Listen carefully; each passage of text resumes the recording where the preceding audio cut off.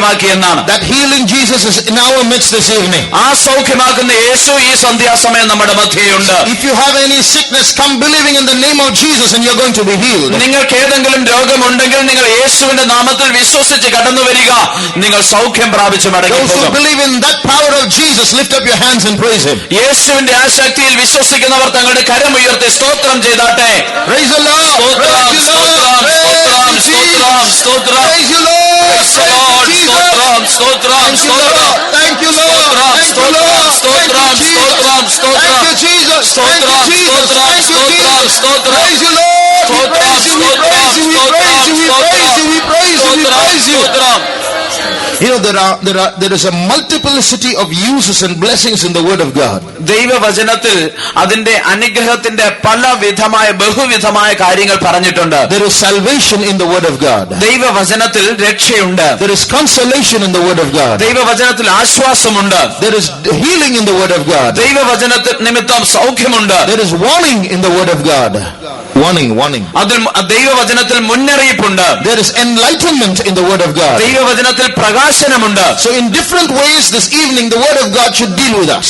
ഈ വിവിധ വിധത്തിൽ ദൈവവചനം ഈ സന്ധ്യാസമയം നമ്മോട് ഇടപെടണം. For that let us praise God. അതിനായി നാം ചേർന്ന് സ്തോത്രം ചെയ്യാം. Praise the Lord. സ്തോത്രം, സ്തോത്രം, സ്തോത്രം, സ്തോത്രം, സ്തോത്രം. Praise you, Lord. സ്തോത്രം, സ്തോത്രം, സ്തോത്രം, സ്തോത്രം. We praise you, Lord. We praise you, Lord. We praise you, Jesus. We praise you, Jesus. Thank you, Lord. Praise you, Lord. Praise you, Jesus. Praise you, we praise you, we praise you. For our meditation, shall we turn to 1 Thessalonians chapter 5? നമ്മുടെ ധ്യാനത്തിന് തെസ്സലോനിക്കർക്ക് എഴുതിയ ഒന്നാമത്തെ ലേഖനം 5-ാം അധ്യായം and read verses 23 and 24. 23 24 വാക്യങ്ങൾ വായിക്കാം. സമാധാനത്തിന്റെ ദൈവം തന്നെ നിങ്ങളെ മുഴുവനും ശുദ്ധീകരിക്കുമാറാകട്ടെ. നിങ്ങളുടെ ആത്മാവും പ്രാണനും ദേഹവും അശേഷം നമ്മുടെ കർത്താവായ യേശുക്രിസ്തുവിന്റെ പ്രത്യക്ഷതയിൽ അനിന്ത്യമായി വെളിപ്പെടും വണ്ണം കാക്കപ്പെടുമാറാകട്ടെ. നിങ്ങളെ വിളിക്കുന്നവൻ വിശ്വസ്തനാകുന്നു, അവൻ അത് നിവർത്തിക്കും. And the very God of peace sanctify you wholly, and I pray God your whole spirit and soul and body be preserved blameless unto the coming of our Lord Jesus Christ. Faithful is he that calleth you, who also will do it. Praise the Lord. ദൈവത്തിന് സ്തോത്രം. God willing, these days we will study the word of God under a central theme, namely spirit, soul and body. നാം ഈ ദിവസങ്ങളിൽ ദൈവേഷ്ടമെങ്കിൽ നാം ദൈവവചനം ചിന്തിക്കുവാൻ പോകുന്നത് ദേഹവും ദേഹിയും ആത്മാവും എന്നുള്ള ആ വിഷയത്തെ വെച്ചായിരിക്കും. At the outset I would like to confess that there is a lot I do not know about this. ആദ്യം തന്നെ ഞാനൊരു ഏറ്റുപറച്ചിൽ നടത്തിട്ട് ഇതിനെക്കുറിച്ച് എനിക്കും വളരെയധികം കാര്യങ്ങൾ അറിയത്തില്ലാത്തതുണ്ട്. But what things God has revealed to me I would like to share with you. എന്നാൽ ദൈവം എനിക്ക് വെളിപ്പെടുത്തി തന്ന കാര്യങ്ങൾ നിങ്ങളുമായി പങ്കുവയ്ക്കുവാൻ ആഗ്രഹിക്കുന്നു. As we just read now, man is a tripartite being. He has 3 parts in him. നാം ഇപ്പോൾ വായിച്ചു കേട്ടതുപോലെ മനുഷ്യൻ അവനൊരു ത്രിത്വമുണ്ട്, അല്ലെങ്കിൽ 3 ആളത്വങ്ങൾ മനുഷ്യനുണ്ടെന്ന് കാണുവാൻ കഴിയും. In every human being there is a spirit, there is a soul and there is a body. ഓരോ മനുഷ്യനിലും ഒരു ആത്മാവും പ്രാണനും ദേഹവുമുണ്ട്. Now 2 of these, the spirit and the soul, belong to the invisible world. ഇതിൽ 2 കാര്യങ്ങൾ, ആത്മാവും പ്രാണനും, അത് അദൃശ്യമായ ലോകത്തിലുള്ളതാണ്. The body belongs to this physical visible world. ഈ ദേഹം എന്ന് പറയുന്നത് അക്ഷരീകമായ ഈ കാണുവാൻ കഴിയുന്ന ലോകത്തിലുള്ളതും. So we human beings, all of us, we belong to 2 worlds at the same time, one an invisible world and the other a visible physical world. മനുഷ്യരായ നാം ഓരോരുത്തരും ഒരേ സമയം 2 ലോകത്തിനുള്ളവരാണ്, ഒന്ന് കാണുന്നതും ഒന്ന് കാണാത്തതുമായ ലോകം. The invisible world is the world where God and the devil, angels, fallen angels, the spirits of those who are dead, and your spirits and my spirits that belong to that world. അദൃശ്യമായ ലോകമെന്ന് പറയുമ്പോൾ ആ ലോകത്തിലാണ് ദൈവവും പിശാചും വീണുപോയ ദൂതന്മാരും അല്ലാത്ത ദൂതന്മാരും മരിച്ചുപോയുടെ ആത്മാക്കളും നമ്മളുടെ ആത്മാക്കൾ, നിങ്ങളുടെയും എല്ലാം ആത്മാക്കൾ ആ ലോകത്തിനുള്ളതാണ്. The physical world or the visible world is this world that our eyes can see. അക്ഷരീകമായ ആ ലോകമെന്ന് പറയുന്നത് നമ്മുടെ കണ്ണുകൾ കൊണ്ട് നമുക്ക് കാണുവാൻ കഴിയുന്നതാണ്. This physical world says seeing is believing. ഈ അക്ഷരീക ലോകം പറയുന്നത് കാണുന്നത് വിശ്വസിക്കാം. In other words, if you can't see something, don't believe it. മറ്റൊരു വിധത്തിൽ പറഞ്ഞാൽ നിങ്ങൾക്ക് ഏതെങ്കിലും ഒരു കാര്യം കാണുവാൻ കഴിയുന്നില്ലെങ്കിൽ അത് വിശ്വസിക്കരുത്. So if I tell you about heaven and hell and God and the devil and the soul of man and the spirit of man, the physical world, people who belong to this physical world will ask this question, have you seen it? അതുകൊണ്ട് ഞാൻ സ്വർഗത്തെക്കുറിച്ചും നരകത്തെക്കുറിച്ചും ദൈവത്തെക്കുറിച്ചും പിശാചിനെക്കുറിച്ചും ആത്മാക്കളെക്കുറിച്ചും ഒക്കെ സംസാരിച്ചാൽ ഈ ലോകത്തിലുള്ള മനുഷ്യർ ചോദിക്കും, നിങ്ങൾ അത് കണ്ടിട്ടുണ്ടോ? But the word of God says, എന്നാൽ ദൈവവചനം പറയുന്നത്, the things that are seen are temporal and the things that are not seen are eternal. കാണുന്നത് അത് താൽക്കാലികമാണ്, എന്നാൽ കാണാത്തതോ അത് നിത്യമായതാണ്. Not only do invisible things which our eyes cannot see exist, they are eternal, and the things that are visible in this world are temporal. നമ്മുടെ കണ്ണുകൾക്ക് കാണുവാൻ കഴിയാത്ത കാര്യങ്ങൾ ഉണ്ട് എന്നുള്ളത് മാത്രമല്ല, അവ നിത്യമാണ്. അതുപോലെ നാം കാണുന്ന കാര്യങ്ങൾ അത് ക്ഷണികമാണ്. Read that in 2 Corinthians chapter 4 verse 18. 2 കൊരിന്ത്യർ 4:18 അത് കാണാം. കാണുന്നതിനെ അല്ല കാണാത്തതിനെ അത്രേ ഞങ്ങൾ നോക്കിക്കൊണ്ടിരിക്കുന്നു. കാണുന്നത് താൽക്കാലികം, കാണാത്തതോ നിത്യം. While we look not at the things which are seen, but at the things which are not seen. For the things which are seen are temporal, but the things which are not seen are eternal. Now this message is coming from the invisible world to the visible world. ഈ ദൂത് വരുന്നത് അദൃശ്യമായ ലോകത്തിൽ നിന്ന് ദൃശ്യമായിരിക്കുന്ന ലോകത്തിലേക്കാണ്. They are telling us, the word of God is telling us, and God who is in that world is telling us, those things which are in that world, they are eternal, and these things which we live in, this world that we live in, they are only temporal, they will cease to exist one day. ദൈവവചനം നമ്മെ പഠിപ്പിക്കുന്നത്, ആ അദൃശ്യമായ ലോകത്തിലുള്ള ദൈവം നമ്മോട് പറയുന്നത് അവിടെയുള്ളതൊക്കെയും നിത്യമാണ്, എന്നാൽ ഇന്ന് നാം കാണുന്ന ഈ ദൃശ്യമായ ലോകത്തിലുള്ളതൊക്കെയും അത് താൽക്കാലികമാണ്. The second law of thermodynamics supports this. ഈ തെർമോഡൈനാമിക്സിന്റെ രണ്ടാമത്തെ നിയമം ഇതിനെ സപ്പോർട്ട് ചെയ്യുന്നു. What does it say? എന്താണ് അത് പറയുന്നത്? It says that the disorderliness of this whole universe will go on increasing and one day attain a maximum. ആ നിയമപ്രകാരം ഈ ലോകത്തിന്റെ ആ ക്രമരാഹിത്യം അല്ലെങ്കിൽ ക്രമമില്ലാത്ത അവസ്ഥ അത് വർദ്ധിച്ചു പോകും. ഒരു ദിവസം അതിന്റെ പൂർണ്ണത അല്ലെ ക്രമം കെട്ടുപോകുന്നതിന്റെ അപൂർണത ഒരു ദിവസം എത്തും. So this law of physics says that everything in this visible universe is only going to get worse and worse, and one day this universe will cease to exist. ഊർജ്ജതന്ത്രത്തിലെ ഈ നിയമം പറയുന്നത് ഈ പ്രപഞ്ചത്തിലുള്ള എല്ലാം അത് ഓരോ ദിവസവും അനുദിവസം അത് മോശമായി പോകും, അത് ഒരു ദിവസം അവസാനിക്കുമെന്ന് തന്നെയാണ്. So this law supports one half of the verse that we just read. നാം ഇപ്പോൾ വായിച്ച വാക്യത്തിന്റെ ഒരു ഭാഗത്തെ ഈ നിയമം അത് സപ്പോർട്ട് ചെയ്യുന്നുണ്ട്. The other half says that invisible world is eternal, it will exist forever. ആ വാക്യത്തിന്റെ അടുത്ത ഭാഗം പറയുന്നത് കാണപ്പെടാത്ത ആ ലോകം അത് നിത്യമാണ് എന്നാണ്. Secondly, രണ്ടാമത്, in this physical world, ഈ അക്ഷരികമായ ഈ ലോകത്തിൽ the value of a person is based on how much he possesses. ഒരു മനുഷ്യന്റെ വില നിശ്ചയിക്കുന്നത് അവൻ എത്രത്തോളം ആസ്തിയുണ്ട് എന്ന് നോക്കിയിട്ടാണ്. I once listened to an interview made by a man who was interviewing Michael Jackson, a popular pop singer. ഒരു പാട്ടുകാരനായ Michael ജാക്സനെ ഒരു വ്യക്തി അഭിമുഖം ചെയ്യുന്നത് ഞാൻ കേൾക്കുവാനിടയായി. The interviewer asked him, how much are you worth? ആ അഭിമുഖം നടത്തുന്ന വ്യക്തി തന്നോട് ചോദിച്ചു, നിന്റെ വില എത്രയാണ്? That man, his answer was $1 billion, $100 crore. തന്റെ ഉത്തരം $1 billion അല്ലെങ്കിൽ $100 കോടി എന്നായിരുന്നു. In other words, he was telling how much he had. മറ്റൊരു വിധത്തിൽ പറഞ്ഞാൽ തനിക്ക് എത്ര ആസ്തിയുണ്ട് എന്ന് താൻ പറയുകയായിരുന്നു. The question is how much are you worth, but the answer was how much he had. നിന്റെ വില എത്രയാണ് എന്ന് ചോദിച്ചപ്പോൾ തന്റെ ആസ്തി എത്രയാണെന്ന് താൻ പറഞ്ഞു. So that's the world's calculation. How much we have is how much we are worth. അതാണ് ലോകത്തിന്റെ കണക്ക് കൂട്ടൽ. നമുക്ക് എത്ര ആസ്തിയുണ്ടോ അതാണ് നമ്മുടെ വില. But what does the Bible say? എന്നാൽ എന്താണ് ബൈബിൾ പറയുന്നത്? Read Luke chapter 12 in verse 15. ലൂക്കോസിന്റെ സുവിശേഷം 12-15 വാക്യം. And he said unto them, take heed and beware of covetousness, for a man's life consisteth not in the abundance of the things which he possesseth. പിന്നെ അവരോട് സകല ദ്രവ്യാഗ്രഹവും സൂക്ഷിച്ചൊഴിഞ്ഞുകൊള്ളുവിൻ. ഒരുത്തിന് സമൃദ്ധി ഉണ്ടായാലും അവന്റെ വസ്തുവകയല്ല അവന്റെ ജീവന് ആധാരമായിരിക്കുന്നത് എന്ന് പറഞ്ഞു. So this verse says, just because a man has a lot in his possessions, his life is not to be valued by that. ഈ വാക്യം വായിക്കുമ്പോൾ ഒരു മനുഷ്യന് വളരെ സമൃദ്ധി ഉണ്ടായാലും വസ്തുവകകൾ ഉണ്ടായാലും അത് അല്ല അവന്റെ ജീവൻ ആധാരമായിരിക്കുന്നത്. So a man's life is not valued by his possessions. ഒരു മനുഷ്യന്റെ ജീവൻ അവന്റെ വസ്തുവക വെച്ചല്ല അളക്കുന്നത്. In fact, it's much more valuable than all his possessions put together. വാസ്തവത്തിൽ അവന്റെ എല്ലാ വസ്തുവകകളെക്കാളും വളരെയധികം വിലയുള്ളതാണത്.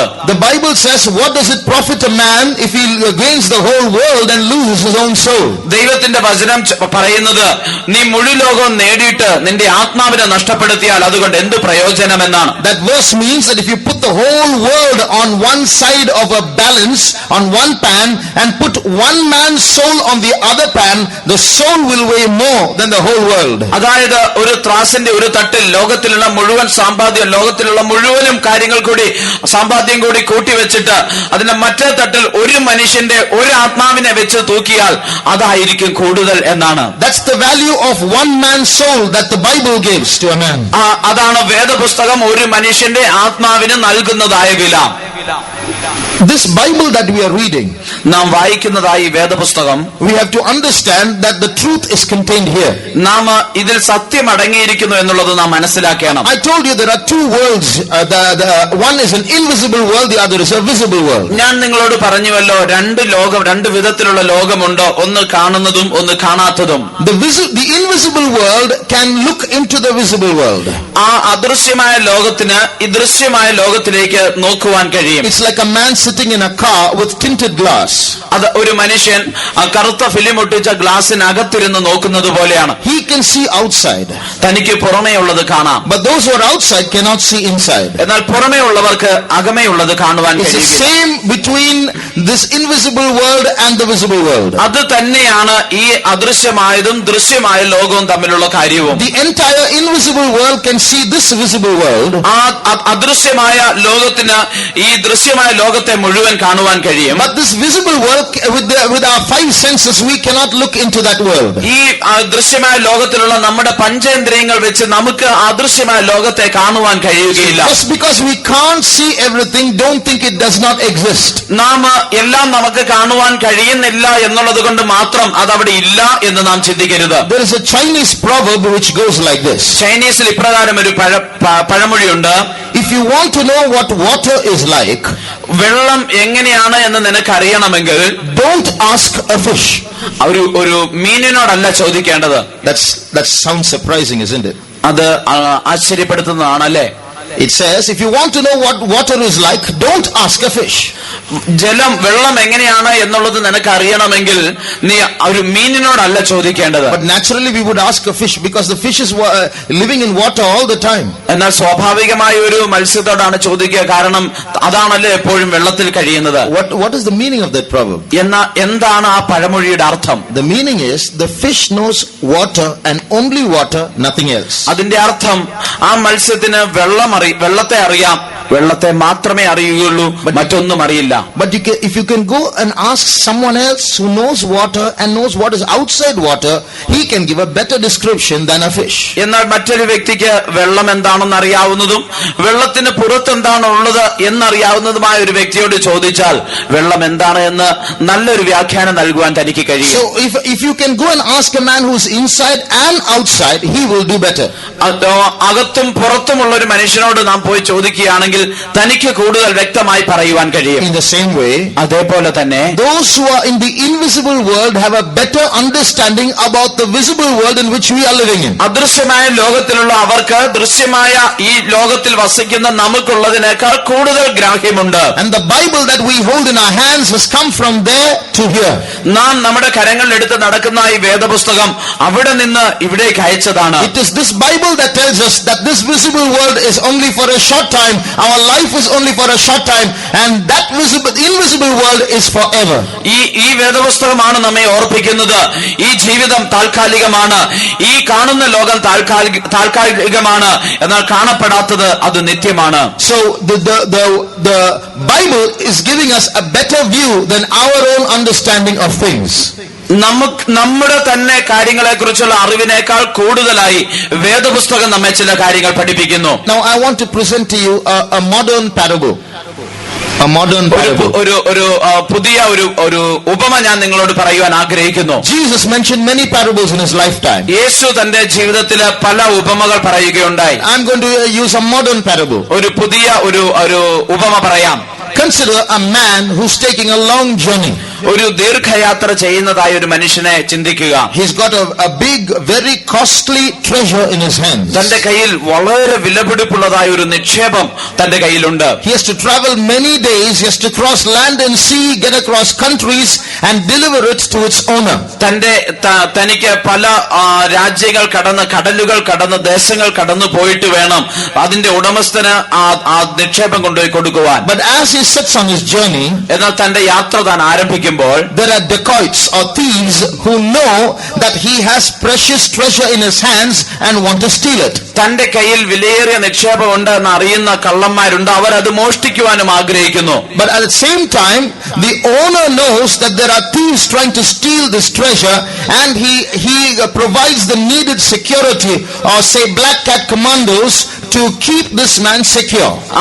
എന്നാൽ അതിന്റെ യജമാനന് ഇത് മോഷ്ടിക്കുവാൻ കള്ളന്മാരുണ്ട് എന്ന് മനസ്സിലാക്കിയിട്ട് അതിനാവശ്യമായ സുരക്ഷിതത്വം, അല്ലെങ്കിൽ ഒരുപക്ഷെ ബ്ലാക്ക് കാറ്റ് കമാൻഡോസ് കരിമ്പൂച്ചകളെ കൊണ്ട് തനിക്ക് സുരക്ഷിതത്വം നൽകുന്നു. The owner who has to receive this treasure after many days has his own network of intelligence people who are spying on these enemies, knowing their whereabouts, finding out their plans and warning that man who's bringing the treasure to keep away from them. ആ വലിയ നിക്ഷേപത്തിന്റെ ഉടമസ്ഥനായ വ്യക്തിക്ക് ഈ മനുഷ്യൻ ഇത് കൊണ്ടുവരുമ്പോൾ തനിക്ക് നേരിടാൻ സാധ്യതയുള്ള എല്ലാ പ്രതികൂലങ്ങളെ കുറിച്ചും മുന്നറിയിപ്പ് നൽകുന്ന ഒരു രഹസ്യാന്വേഷണ ശൃംഖലയുണ്ട്. അത് തനിക്ക് മുന്നറിയിപ്പുകൾ നൽകിക്കൊണ്ടിരിക്കും. So every now and then that man who has the treasure in his hands is being informed about the plans of the thieves and how they are going to try to steal it, and the owner keeps informing him how to move away from certain places, how to stay in hiding, and how to keep the treasure. കയ്യിൽ ഈ വലിയ നിക്ഷേപമുള്ള മനുഷ്യനോട് ശത്രുക്കളുടെ പദ്ധതികൾ എന്തൊക്കെയാണ് എന്ന് മനസ്സിലാക്കിയിട്ട് അതിനെക്കുറിച്ച് മുന്നറിയിപ്പ് നൽകുകയും ചില പ്രത്യേക സാഹചര്യങ്ങളിൽ എപ്രകാരം ഒളിച്ചിരിക്കണം, മറഞ്ഞിരിക്കണമെന്നും ഏതൊക്കെ സാഹചര്യത്തിൽ നിന്ന് ഒഴിഞ്ഞു പോകണമെന്നും എന്നുള്ള കാര്യമൊക്കെ അതിന്റെ ഉടമസ്ഥൻ ആ നിക്ഷേപമുള്ള മനുഷ്യനെ അറിയിച്ചുകൊണ്ടിരിക്കുന്നു. You can imagine how carefully that man has to live. ആ മനുഷ്യൻ എത്ര ശ്രദ്ധയോടെ ജീവിക്കണം എന്നുള്ളത് നമുക്ക് ചിന്തിക്കാം. Even if he's traveling in a train, താൻ ഒരു ട്രെയിനിൽ യാത്ര ചെയ്യുകയാണെങ്കിൽ, when he moves in public, താൻ പൊതുവിൽ യാത്ര ചെയ്യുമ്പോൾ, പൊതുവിൽ കടന്നു പോകുമ്പോൾ, just imagine you have that treasure in your hand. Imagine you're the man.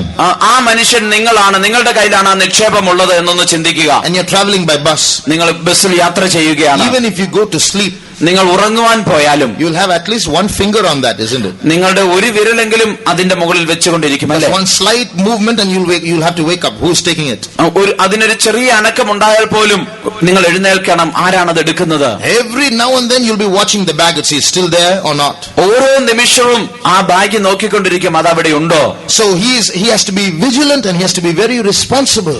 താൻ വളരെ ഉത്തരവാദിത്തമുള്ളവനായി, ശ്രദ്ധയുള്ളവനായി കാണപ്പെടണം. He can't live carelessly. He has to be always careful about that, watchful about that bag of that contains the treasure. തനിക്ക് അശ്രദ്ധയോടെ ജീവിക്കുവാൻ കഴിയുകയില്ല. ആ നിക്ഷേപമുള്ള, ആ നിധിയുള്ള ആ ബാഗിനെ കുറിച്ച് എപ്പോഴും താൻ ശ്രദ്ധയുള്ളവനായിരിക്കണം. Now I said, suppose you are the man. ഞാൻ പറഞ്ഞല്ലോ, ആ വ്യക്തി നിങ്ങളാണെങ്കിൽ. It's not suppose you are the man, you are the man. ആ മനുഷ്യൻ നിങ്ങളാണെങ്കിൽ എന്നല്ല, നിങ്ങളാണ് ആ വ്യക്തി. Why? എന്തുകൊണ്ട്? That journey that man is taking is our life. ആ മനുഷ്യൻ കടന്നു പോകുന്ന യാത്ര നമ്മുടെ ജീവിതമാണ്. And the treasure that we are carrying is our soul and spirit, or the inner man that is invisible within us. നാം കൊണ്ടുപോകുന്ന ആ നിക്ഷേപം, ആ നിധി എന്ന് പറയുന്നത് നമ്മുടെ പ്രാണനും നമ്മുടെ ആത്മാവും അല്ലെങ്കിൽ നമ്മുടെ ആന്തരിക മനുഷ്യനാണ്. Remember, I told you the things which the Bible says, the things which are not seen, they are eternal. വേദപുസ്തകം പറയുന്നത് കാണപ്പെടാത്തത് നിത്യമെന്നാണ്. And your soul is more valuable than the whole world, the treasure, the value of the whole world. നിങ്ങളുടെ ആത്മാവിന്റെ വില എന്നുള്ളത് മുഴു ലോകത്തിലുള്ള എല്ലാ നിക്ഷേപങ്ങളെക്കാളും വിലയേറിയതാണ്. So right now you are carrying a very precious treasure with you in your journey of life. നിങ്ങളുടെ ജീവിത യാത്രയിൽ ഒരു വലിയ നിധി, ഒരു നിക്ഷേപം നിങ്ങൾ കൊണ്ടുപോകുകയാണ്. The owner of that inner man, the soul and the spirit put together, is God himself. ആ ആത്മീക മനുഷ്യന്റെ അല്ലെങ്കിൽ ആ ആത്മാവും പ്രാണനും കൂടെ ഒന്നിച്ചു ചേരുന്ന ആത്മീക മനുഷ്യന്റെ ഉടമസ്ഥൻ എന്നുള്ളത് ദൈവമാണ്. If you read from Genesis chapter 2 and verse 7, ഉൽപ്പത്തി പുസ്തകം 2-ാം അധ്യായത്തിന്റെ 7 മുതലുള്ള വാക്യങ്ങൾ വായിക്കുമ്പോൾ, യഹോവയായ ദൈവം നിലത്തെ പൊടികൊണ്ട് മനുഷ്യനെ നിർമ്മിച്ചിട്ട് അവന്റെ മൂക്കിൽ ജീവശ്വാസം ഊതി മനുഷ്യൻ ജീവനുള്ള ദേഹിയായി തീർന്നു. And the Lord God formed man of the dust of the ground and breathed into his nostrils the breath of life, and man became a living soul. so God breathed into man's nostrils the breath of life, and man became a living soul. ദൈവം മനുഷ്യന്റെ മൂക്കിൽ ജീവശ്വാസം ഊതി മനുഷ്യൻ ജീവനുള്ള ദേഹിയായി So തീർന്നു. the soul of man is the breath of God. മനുഷ്യന്റെ ആത്മാവ് എന്നുള്ളത് ദൈവത്തിന്റെ ശ്വാസമാണ്. That's why God is the owner of our soul. അതുകൊണ്ടാണ് ദൈവം നമ്മുടെ ആത്മാവിന്റെ And ഉടമസ്ഥനാകുന്നത്. since it's more valuable than the whole world, at the end of our life, our soul has to be submitted or presented before its owner. അത് മുഴു ലോകത്തേക്കാൾ വിലയേറിയതാകുന്നത് കൊണ്ട് നമ്മുടെ ജീവിതയാത്രയുടെ അവസാനത്തിൽ ആ ആത്മാവിന്റെ യജമാനനാകുന്ന ദൈവത്തിന് നാം അത് കൊണ്ടുപോയി സമർപ്പിക്കണം. At the same time, അതേസമയം തന്നെ there are evil forces that know the value of our soul and want to steal it. നമ്മുടെ ആത്മാവിന്റെ വില അറിയുന്ന അന്ധകാര ശക്തികൾ, പൈശാചിക ശക്തികൾ അത് തട്ടിയെടുക്കുവാൻ പരിശ്രമിച്ചു കൊണ്ടിരിക്കുന്നു. And there are good powers called angels who have been provided by God to protect us in our journey of life, to try to prevent that soul from being stolen. നമ്മുടെ ആ നിധി, ആ നിക്ഷേപം നഷ്ടപ്പെട്ടു പോകാതെ സൂക്ഷിക്കേണ്ടതിന് ദൂതന്മാർ എന്ന് വിളിക്കപ്പെടുന്ന ആ നല്ല ശക്തികളെ ദൈവം നമ്മോട് കൂടെ തന്നിട്ടുണ്ട്. And just like in the parable, the owner is monitoring the movements of the man so that he might arrive safely. ഈ ആ ഉപമയിൽ നാം കേട്ടതുപോലെ ഈ മനുഷ്യന്റെ ഓരോ ചലനങ്ങളും താൻ സുരക്ഷിതമായി എത്തിച്ചേരേണ്ടതിനായി യജമാനെ ശ്രദ്ധിച്ചുകൊണ്ടിരിക്കുന്നത് പോലെ, God, having loved your soul, has arranged these meetings to tell you how about your journey of life and to guide you safely. നിങ്ങളെ സ്നേഹിക്കുന്നതായ നിങ്ങളുടെ ദൈവം നിങ്ങളെ സുരക്ഷിതമായി ഈ യാത്ര തുടരുവാൻ സഹായിക്കേണ്ടതിന് ഇപ്രകാരമുള്ള കൂട്ടങ്ങൾ നിയമിച്ചിരിക്കുന്നു. One thing we must all realize: നാം എല്ലാം മനസ്സിലാക്കേണ്ട ഒരു കാര്യമുണ്ട്. we are not a body with a soul inside, we are a soul with a body outside. നാം എല്ലാവരും ആത്മാവ് അകത്തുള്ള ഒരു ശരീരമല്ല, ശരീരം പുറത്തുള്ള ഒരു ആത്മാവാണ്. In other words, we are basically souls. മറ്റൊരു വിധത്തിൽ പറഞ്ഞാൽ അടിസ്ഥാനപരമായി നാം ആത്മാക്കളാണ്.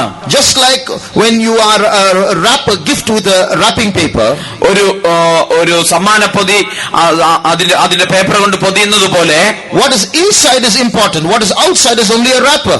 അതിന്റെ അകത്തുള്ളതാണ് അതിന് പ്രാധാന്യമുള്ളത്, പുറമേ ഉള്ളത് അതിന്റെ ആ കവർ മാത്രമാണ്. In the same way, this body only wraps what is most important and eternal, that is within.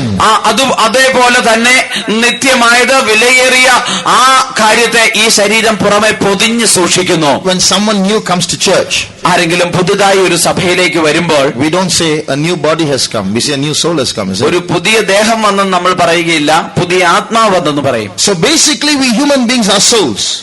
അടിസ്ഥാനപരമായി മനുഷ്യരെല്ലാം ആത്മാക്കളാണ്. So it is what is inside that is what we are, and that is what is most important. എന്താണ് നമ്മുടെ ഉള്ളിലായിരിക്കുന്നത് അതാണ് പ്രാധാന്യമേറിയതും. So this adversary, the devil, the thief, he wants to steal what is inside. ഈ ശത്രുവാകുന്ന പിശാചാകുന്ന ആ മോഷ്ടാവ് നമ്മുടെ ഉള്ളിലിരിക്കുന്നത് അവൻ മോഷ്ടിക്കുവാൻ ആഗ്രഹിക്കുന്നു. So he knows the value of our soul.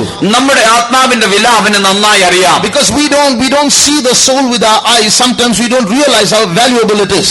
നമ്മുടെ കണ്ണുകൊണ്ട് നമുക്ക് ആത്മാവിനെ കാണുവാൻ കഴിയാത്തത് കൊണ്ട് അത് എത്ര വിലയേറിയതെന്ന് പലപ്പോഴും നാം മനസ്സിലാക്കാറില്ല. And that's why we live carelessly sometimes. അതുകൊണ്ടാണ് പലപ്പോഴും നാം അശ്രദ്ധയോടെ ജീവിക്കുന്നത്. ചെയ്യുന്നത്. Now if you turn to John chapter 10 and verse 10, യോഹന്നാന്റെ സുവിശേഷം 10-ാം അധ്യായത്തിന്റെ 10-ാം വാക്യത്തിലേക്ക് വരുമ്പോൾ you read that the devil is called a thief there. അവിടെ പിശാചിനെ കള്ളൻ എന്ന് വിളിച്ചിരിക്കുന്നു. Read that verse please. ആ വാക്യം വായിക്കാം. മോഷ്ടിപ്പാനും അറുപ്പാനും മുടിപ്പാനും അല്ലാതെ കള്ളൻ വരുന്നില്ല. The thief cometh not but for to steal and to kill and to destroy. I am come that they might have life and that they might have it more abundantly. In this chapter Jesus calls himself the good shepherd. ഈ അധ്യായത്തിൽ നാം വായിക്കുമ്പോൾ യേശു തന്നെ നല്ല ഇടയൻ എന്ന് വിളിക്കുന്നു. And he says, I have come to protect my sheep, but there is a thief who wants to steal these sheep and to kill and to destroy them. യേശു പറയുകയാണ്, ഞാൻ എന്റെ ആടുകളെ സൂക്ഷിക്കുവാൻ വന്നിരിക്കുന്നു, എന്നാൽ അവയെ മോഷ്ടിച്ച് അവയെ അറുത്ത് കൊല്ലുവാൻ ആഗ്രഹിക്കുന്ന ഒരു ശത്രുവുണ്ട്. So how does this devil try to steal our souls? എപ്രകാരമാണ് ഈ പിശാച് നമ്മളുടെ ആത്മാവിനെ മോഷ്ടിക്കുവാൻ ശ്രമിക്കുന്നത്? Just like a man grabs away a jewelry, this thief doesn't do that. ഒരു മനുഷ്യൻ ഏതെങ്കിലും ആഭരണം തട്ടിപ്പറിച്ചുകൊണ്ട് പോകുന്നത് പോലെ ഈ ശത്രു ചെയ്യുന്നില്ല. Last week, or rather a couple of weeks ago, a man who was working as a cook in a house, he added sedatives to the food and put everyone to sleep in the house, broke open a cupboard and took 65 lakhs worth of jewelry and fled to his hometown in North India. ചില ആഴ്ചകൾക്ക് മുമ്പ് ഒരു ഭവനത്തിൽ പാചകക്കാരനായി പ്രവർത്തിച്ചിരുന്ന ഒരു വ്യക്തി ഭക്ഷണത്തിൽ മയക്കുമരുന്ന് ചേർത്ത് കൊടുത്ത് ആ വീട്ടിലുള്ളവരെ എല്ലാവരെയും ഉറക്കി കിടത്തി അവിടെയുള്ള അലമാര പൊളിച്ച് അതിനകത്തുണ്ടായിരുന്ന 65 ലക്ഷം രൂപയും ആഭരണങ്ങളും എടുത്തുകൊണ്ട് താൻ വടക്കേന്ത്യയിലേക്ക് ഓടിപ്പോയി. Now, but they recovered it and they got the thief also. എന്നാൽ തന്നെ പിടിക്കുകയും അതെല്ലാം തിരികെ വീണ്ടുകൊള്ളുകയും ചെയ്തു. This devil doesn't do that. ഈ പിശാചാകുന്ന കള്ളൻ അങ്ങനെ ചെയ്യുന്നില്ല. He steals the soul by allowing it to remain inside. താൻ ആ ആത്മാവിനെ നമ്മുടെ ഉള്ളിൽ തന്നെ ഇരിക്കുവാൻ അനുവദിച്ചുകൊണ്ടാണ് അതിനെ മോഷ്ടിക്കുന്നത്. So we can have a soul that is inside us and yet it can be stolen.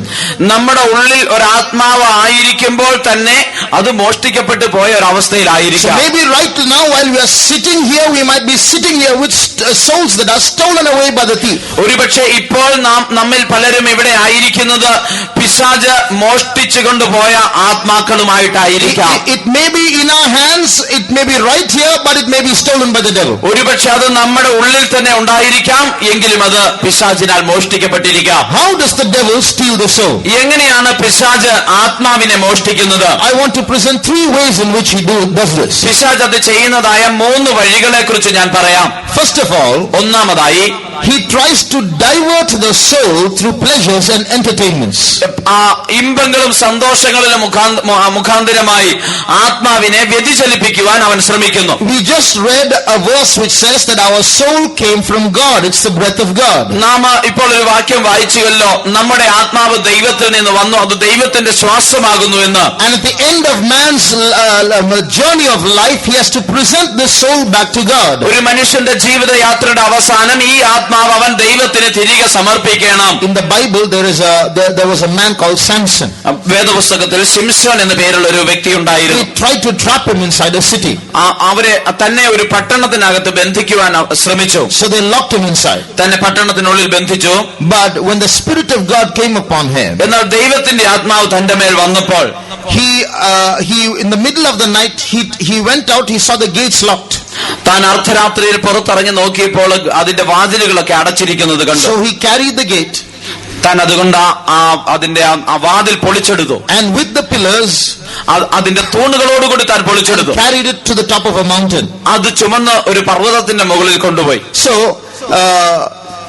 sometimes we think, how can that be? That's not possible. It's not fiction. ചിലപ്പോൾ നാം ചിന്തിക്കും അതെങ്ങനെയാണ് സംഭവിക്കുന്നത്, എന്നാൽ ഇതൊരു സാങ്കല്പിക കഥയല്ല. God willing, on Saturday you will hear the testimony of a man who was a magician who had powers to do this. ദൈവം അനുവദിക്കുന്നെങ്കിൽ ശനിയാഴ്ച ഇപ്രകാരം ചെയ്യുവാൻ കഴിവുണ്ടായിരുന്ന ഒരു മന്ത്രവാദിയുടെ സാക്ഷ്യം കേൾക്കാം. So it is possible. Demons can do it. God also can do it. അത് പിശാചിനും അങ്ങനെ ചെയ്യുവാൻ കഴിയും, ദൈവത്തിനും അങ്ങനെ ചെയ്യുവാൻ കഴിയും. So just like he took the gate and the pillars and everything and dragged it away with him. ശിംശോൻ അന്ന് അർദ്ധരാത്രിയിലെ കതകും കട്ടളക്കാൽ രണ്ടും ഓടാമ്പലും പറിച്ചെടുത്തുകൊണ്ട് പോയതുപോലെ the soul is very powerful. ആത്മാവിന് വളരെ ശക്തിയുണ്ട്. It has what is called a longing for God. ആത്മാവിന് ദൈവത്തോടുള്ള ഒരു വാഞ്ചയുണ്ട്. It is basically made so that because it came from God, it is emotionally attached to God. അത് ദൈവത്തിൽ നിന്ന് വന്നതായതുകൊണ്ട് വികാരപരമായി അത് ദൈവത്തോട് ബന്ധിക്കപ്പെട്ടിരിക്കുന്നു. It is so powerful that it can drag the body and the spirit and other souls and other people with it towards God. അതിന്റെ ശക്തി വളരെ അധികമാണ്. അതുകൊണ്ട് അതിന് ശരീരത്തെയും മറ്റാത്മാക്കളെയും മറ്റ് മനുഷ്യരെയും എല്ലാം ദൈവത്തിലേക്ക് വലിച്ചടിപ്പിക്കുവാൻ കഴിയും. Wherever it goes, it will tell others about God and says, join me in my journey towards God. എവിടെയെല്ലാം അത് പോയാലും ദൈവത്തെ കുറിച്ച് പറഞ്ഞ് ദൈവത്തിലേക്കുള്ള എന്റെ യാത്രയിൽ പങ്കുചേരുക എന്ന് ആവശ്യപ്പെടും. But when the enemy comes to steal that soul, എന്നാൽ ശത്രു ഈ ആത്മാവിനെ മോഷ്ടിക്കുവാൻ കടന്നു വരുമ്പോൾ he will present other entertainments and pleasures to divert the emotions of the soul to the wrong things. ഈ ആത്മാവിന്റെ ദൈവത്തോടുള്ള വികാരപരമായ അടുപ്പം മാറ്റേണ്ടതിന് മറ്റു പലവിധത്തിലുള്ള ഇമ്പങ്ങളും വിനോദങ്ങളും ഇതിന്റെ മുമ്പാകെ കൊണ്ടുവന്നു വയ്ക്കും. So the soul that is supposed to be longing after God gets diverted to things that are of no value. ദൈവത്തെങ്കിലേക്ക് ആകർഷിക്കപ്പെടേണ്ടതാകുന്ന ആ ആത്മാവ് അത് നിമിത്തമായി യാതൊരു വിലയുമില്ലാത്ത വസ്തുക്കളുടെ പിന്നാലെ ആകർഷിക്കപ്പെടുന്നു. So when the soul gets diverted, instead of going towards God, if it goes anywhere else, that's called the death of the soul. ദൈവത്തിങ്കിലേക്ക് പോകുന്നതിന് പകരം എന്തിലേക്കെങ്കിലും ആത്മാവ് ആകർഷിക്കപ്പെടുമ്പോഴാണ് അതാണ് ആത്മീക മരണം അല്ലെ ആത്മാവിന്റെ മരണം എന്ന് പറയുന്നത്. Now you consider this man in the parable who's taking this treasure to deliver it to its owner. ഈ ഉപമയിൽ പറഞ്ഞതായ ആ നിക്ഷേപം യജമാനന്റെ അടുക്കിലേക്ക് കൊണ്ടുപോകുന്ന മനുഷ്യനെ നിങ്ങൾ ഒന്നുകൂടി ശ്രദ്ധിക്കുക. He has been told about the treasure. ആ നിധിയെ കുറിച്ച് തന്നോട് പറഞ്ഞിട്ടുണ്ട്. He has been told about the enemies who want that treasure. ആ നിധി മോഷ്ടിക്കുവാൻ ആഗ്രഹിക്കുന്ന ശത്രുക്കളെ കുറിച്ചും തന്നോട് പറഞ്ഞിട്ടുണ്ട്. Do you think he will have the time to go and sit and watch a movie in part of his journey? തന്റെ യാത്രയുടെ മധ്യേ തനിക്ക് പോയി എവിടെയെങ്കിലും ഇരുന്ന് ഒരു സിനിമ കാണുവാനുള്ള സമയം ലഭിക്കും എന്ന് നിങ്ങൾ കരുതുന്നുവോ? I am so tired of walking. I want some relaxation. Let me go and watch a movie. ഞാൻ ഒത്തിരി നടന്ന് മടുത്തു, അതുകൊണ്ട് ഞാൻ അല്പസമയം പോയിരുന്ന ഒരു സിനിമ കണ്ട് സന്തോഷിക്കട്ടെ. You think he can watch that movie peacefully? നിങ്ങൾ കരുതുന്നുവോ സമാധാനത്തോടെ അവനിരുന്ന് ആ സിനിമ കാണുവാൻ കഴിയുമോ? He can watch the movie peacefully if he forgets the treasure for some time. ആ നിധിയെ കുറിച്ച് അല്പസമയം അവൻ മറന്നു കളയുന്നെങ്കിൽ സമാധാനത്തോടെ ഇരുന്ന് സിനിമ കാണാം. But if he is a responsible person living carefully, realizing that he has to hand that treasure over to its owner, he can't watch that movie. ആ നിധി യജമാനന്റെ കയ്യിൽ കൊണ്ടുപോയി ഏൽപ്പിക്കണം എന്നുള്ള ബോധത്തോടുകൂടി ഉത്തരവാദിത്തോടുകൂടി ജീവിക്കുന്ന ഒരു മനുഷ്യനാണെങ്കിൽ തനിക്ക് അങ്ങനെ സമാധാനത്തോടെ ഇരുന്ന് സിനിമ കാണുവാൻ കഴിയുകയില്ല. At the end of our life, we have to present our soul to its maker, to its owner, to its lover, that is God himself. നമ്മുടെ ജീവിതയാത്രയുടെ അവസാനം ദൈവം തന്നെയാകുന്ന നമ്മുടെ ആത്മാവിന്റെ ഉടയവന്, അതിന്റെ യജമാനൻ, അതിനെ സ്നേഹിക്കുന്നവന് നാം ഈ ആത്മാവിനെ കൊണ്ടുപോയി സമർപ്പിക്കണം. If you turn to Hebrews chapter 12, എബ്രായ ലേഖനം 12-ാം അധ്യായത്തിൽ you read of certain diversions there. അവിടെ ചില വ്യതിചലനങ്ങളെ കുറിച്ചൊക്കെ കാണുവാൻ കഴിയുന്നു. Read verses 1 and 2. 1-2 വാക്യങ്ങൾ വായിക്കും. ആകയാൽ നാമും സാക്ഷികളുടെ ഇത്ര വലിയൊരു സമൂഹം നമുക്ക് ചുറ്റും നിൽക്കുന്നത് കൊണ്ട് സകല ഭാരവും മുറുകെ പറ്റുന്ന പാപവും വിട്ട് നമുക്ക് മുൻപിൽ വച്ചിരിക്കുന്ന ഓട്ടം സ്ഥിരതയോടെ ഓടുക. വിശ്വാസത്തിന്റെ നായകനും പൂർത്തി വരുത്തുന്നവനുമായ യേശുവിനെ നോക്കുക. തന്റെ മുൻപിൽ വച്ചിരുന്ന സന്തോഷം ഓർത്ത് അവൻ അപമാനം. Wherefore, seeing we also are compassed about with so great a cloud of witnesses, let us lay aside every weight and the sin which doth so easily beset us, and let us run with patience the race that is set before us, looking unto Jesus, the author and finisher of our faith. Enough. Here we read of a race. ഇവിടെ ഒരു ഓട്ടത്തെ കുറിച്ച് നാം കാണുന്നു. Now the writer of this epistle, namely St. Paul, ഈ ലേഖനകർത്താവാകുന്ന പൗലോസ് അപ്പോസ്തലൻ was a man acquainted with Greek philosophy and Greek mythology. Greek തത്വജ്ഞാനവുമായി വളരെയധികം ബന്ധപ്പെട്ടിരുന്ന ഒരു മനുഷ്യനായിരുന്നു. And Greek stories also. അങ്ങനെയുള്ള ഗ്രീക്ക് കഥകളും തനിക്ക് അറിയാമായിരുന്നു. There is a Greek story like this. ഗ്രീക്കിൽ ഇപ്രകാരം ഒരു കഥയുണ്ട്. There was a young princess. ഒരു ഒരു ചെറുപ്പക്കാരിയായ ഒരു രാജകുമാരി ഉണ്ടായിരുന്നു. And when her father, the king, was looking for a bridegroom for her, ആ രാജകുമാരിക്ക് വേണ്ടി അവളുടെ അപ്പനായിരുന്ന രാജാവ് ഒരു മണവാളനെ അന്വേഷിച്ചിരുന്നു. she was very fast in running. തനിക്ക് ഓട്ടം ഓടുന്നത് അതിവേഗതയുണ്ടായിരുന്നു. So the father, the king, said, the man who overtakes her in a running race will be her husband.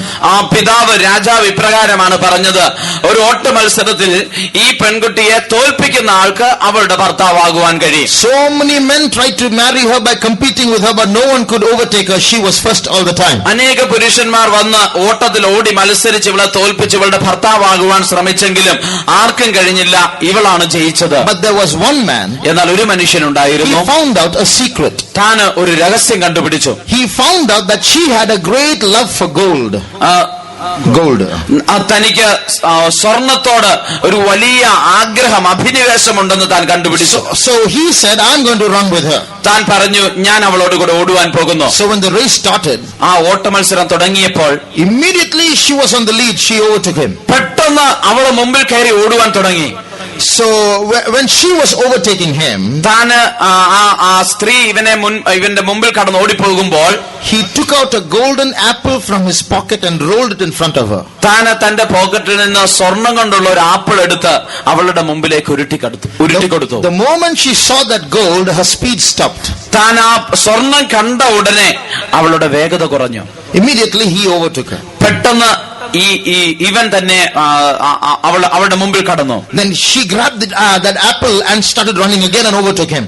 അവള് ആ സ്വർണത്തിന്റെ ആപ്പിൾ എടുത്തിട്ട് കയ്യിൽ പിടിച്ച് വീണ്ടും ഓടുവാൻ തുടങ്ങി. Then he took a second golden apple and rolled it in front of her. താൻ രണ്ടാമതൊരു സ്വർണത്തിന്റെ ആപ്പിൾ എടുത്ത് അവളുടെ മുമ്പിൽ ഉരുട്ടി കൊടുത്തു. Like this, rolling 3 golden apples in front of her, one after the other, he overtook her and finished and married her. ഇങ്ങനെ 3 ആപ്പിളുകൾ ഇവളുടെ മുമ്പാകെ ഉരുട്ടി കൊടുത്തിട്ട് അവളുടെ മുമ്പിൽ കയറി ഓടി താൻ അവളെ വിവാഹം കഴിച്ചു. Some Bible scholars say that St. Paul knew this story because he was brought up in a Greek atmosphere. ചില വേദപണ്ഡിതന്മാർ പറയുന്നത് പൗലോസ് അപ്പോസ്തലൻ ഒരു ഗ്രീക്ക് അന്തരീക്ഷത്തിൽ വളർന്നു വന്നതുകൊണ്ട് തനിക്ക് ഈ കഥ അറിയുമായിരുന്നു എന്നാണ്. So he was thinking of those golden apples when he was speaking about the sin which doth so easily beset us. ഇവിടെ മുറുകെ പറ്റുന്ന പാപത്തെ കുറിച്ച് താൻ പറയുമ്പോൾ ആ സ്വർണ്ണ ആപ്പിളിനെ കുറിച്ചാണ് താൻ ഓർക്കുന്നത്. So don't look at the golden apples which are trying to divert you. Look unto Jesus and run your race. നിങ്ങളെ വ്യതിചലിപ്പിക്കുവാൻ ശ്രമിക്കുന്ന സ്വർണം കൊണ്ടുള്ള ആപ്പിളുകളെ നോക്കാതെ യേശുവിനെ നോക്കുക.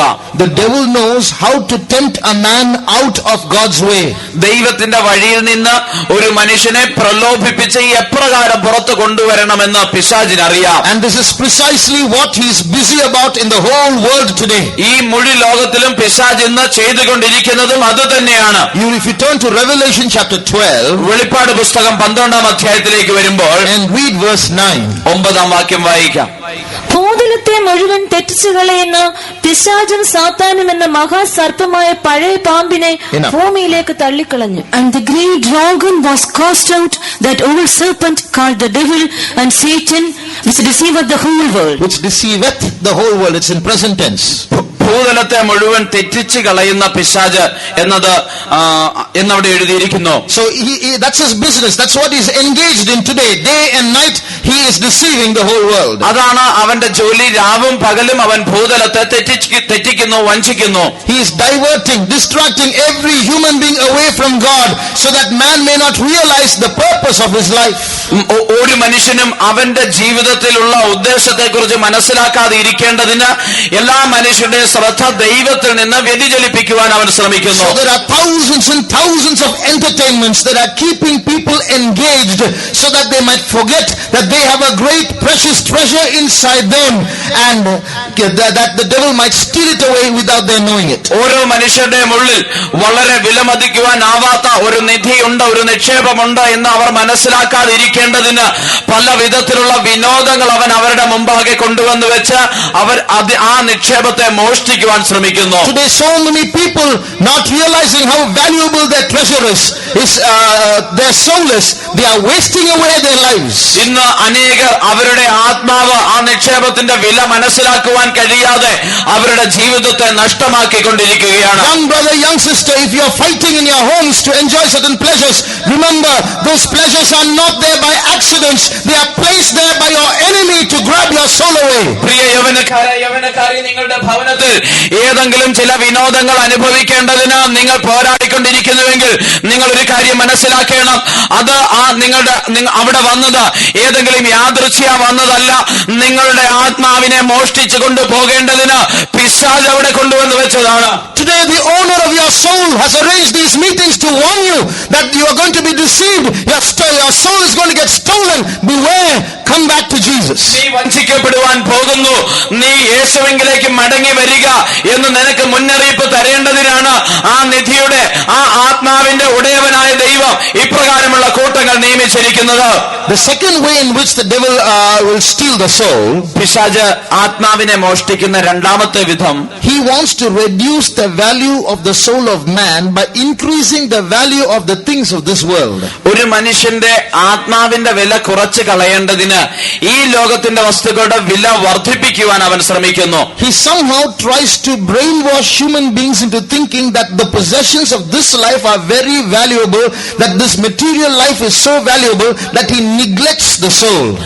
ഒരു മനുഷ്യന്റെ ജീവിതത്തിൽ ഈ അവന്റെ ആത്മാവിനെ അവൻ മറന്നു കളയേണ്ടതിന് ഈ ലോകത്തിലുള്ള ഭൗതികമായി അവൻ സമ്പാദിക്കുന്നതാണ് ഏറ്റവും വിലയേറിയത് എന്ന് അവൻ ചിന്തിക്കുമാറ് അവന്റെ തലച്ചോറിനെ തന്നെ അവൻ ബ്രെയിൻ വാഷ് ചെയ്ത് കളയുന്നു. So the devil can not only divert us with the pleasures of life, ഈ ലോകത്തിന്റെ ഇമ്പങ്ങൾ വിനോദങ്ങൾ കൊണ്ടുവന്ന് നമ്മളെ തെറ്റിക്കുവാൻ കഴിയുക മാത്രമല്ല, he can even deceive us through the necessities of life. ഈ ജീവിതത്തിന്റെ ആവശ്യകതകളിലൂടെ നമ്മെ വഞ്ചിക്കുവാനും അവന് കഴിയും. So human beings today are giving undue importance to these things in this world which are going to pass away soon. അതിവേഗം മാറിപ്പോകുവാൻ പോകുന്നതായ ഈ ലോകത്തിലുള്ള വസ്തുക്കൾക്ക് വേണ്ടി മനുഷ്യൻ അനാവശ്യമായ പ്രാധാന്യം നൽകുകയാണ്. So although the things of this world are temporal and the things that are not seen of the invisible world are eternal, man is neglecting things pertaining to that eternal world and giving undue importance to the things of this world as though they are going to be here forever. കാണപ്പെടുന്നതെല്ലാം താൽക്കാലികവും കാണപ്പെടാത്തതെല്ലാം നിത്യവുമാകുന്നുവെങ്കിലും മനുഷ്യൻ ഈ ലോകത്തിൽ കാണുന്നതായ താൽക്കാലികമായ വസ്തുക്കൾക്ക് ആവശ്യമില്ലാത്ത പ്രാധാന്യം നൽകി കാണപ്പെടാത്ത നിത്യമായ അതിന്റെ പ്രാധാന്യത്തെ നഷ്ടപ്പെടുത്തുകയാണ്. What is his argument? What is man's argument? എന്താണ് മനുഷ്യൻ പറയുന്നത് എന്താണ്?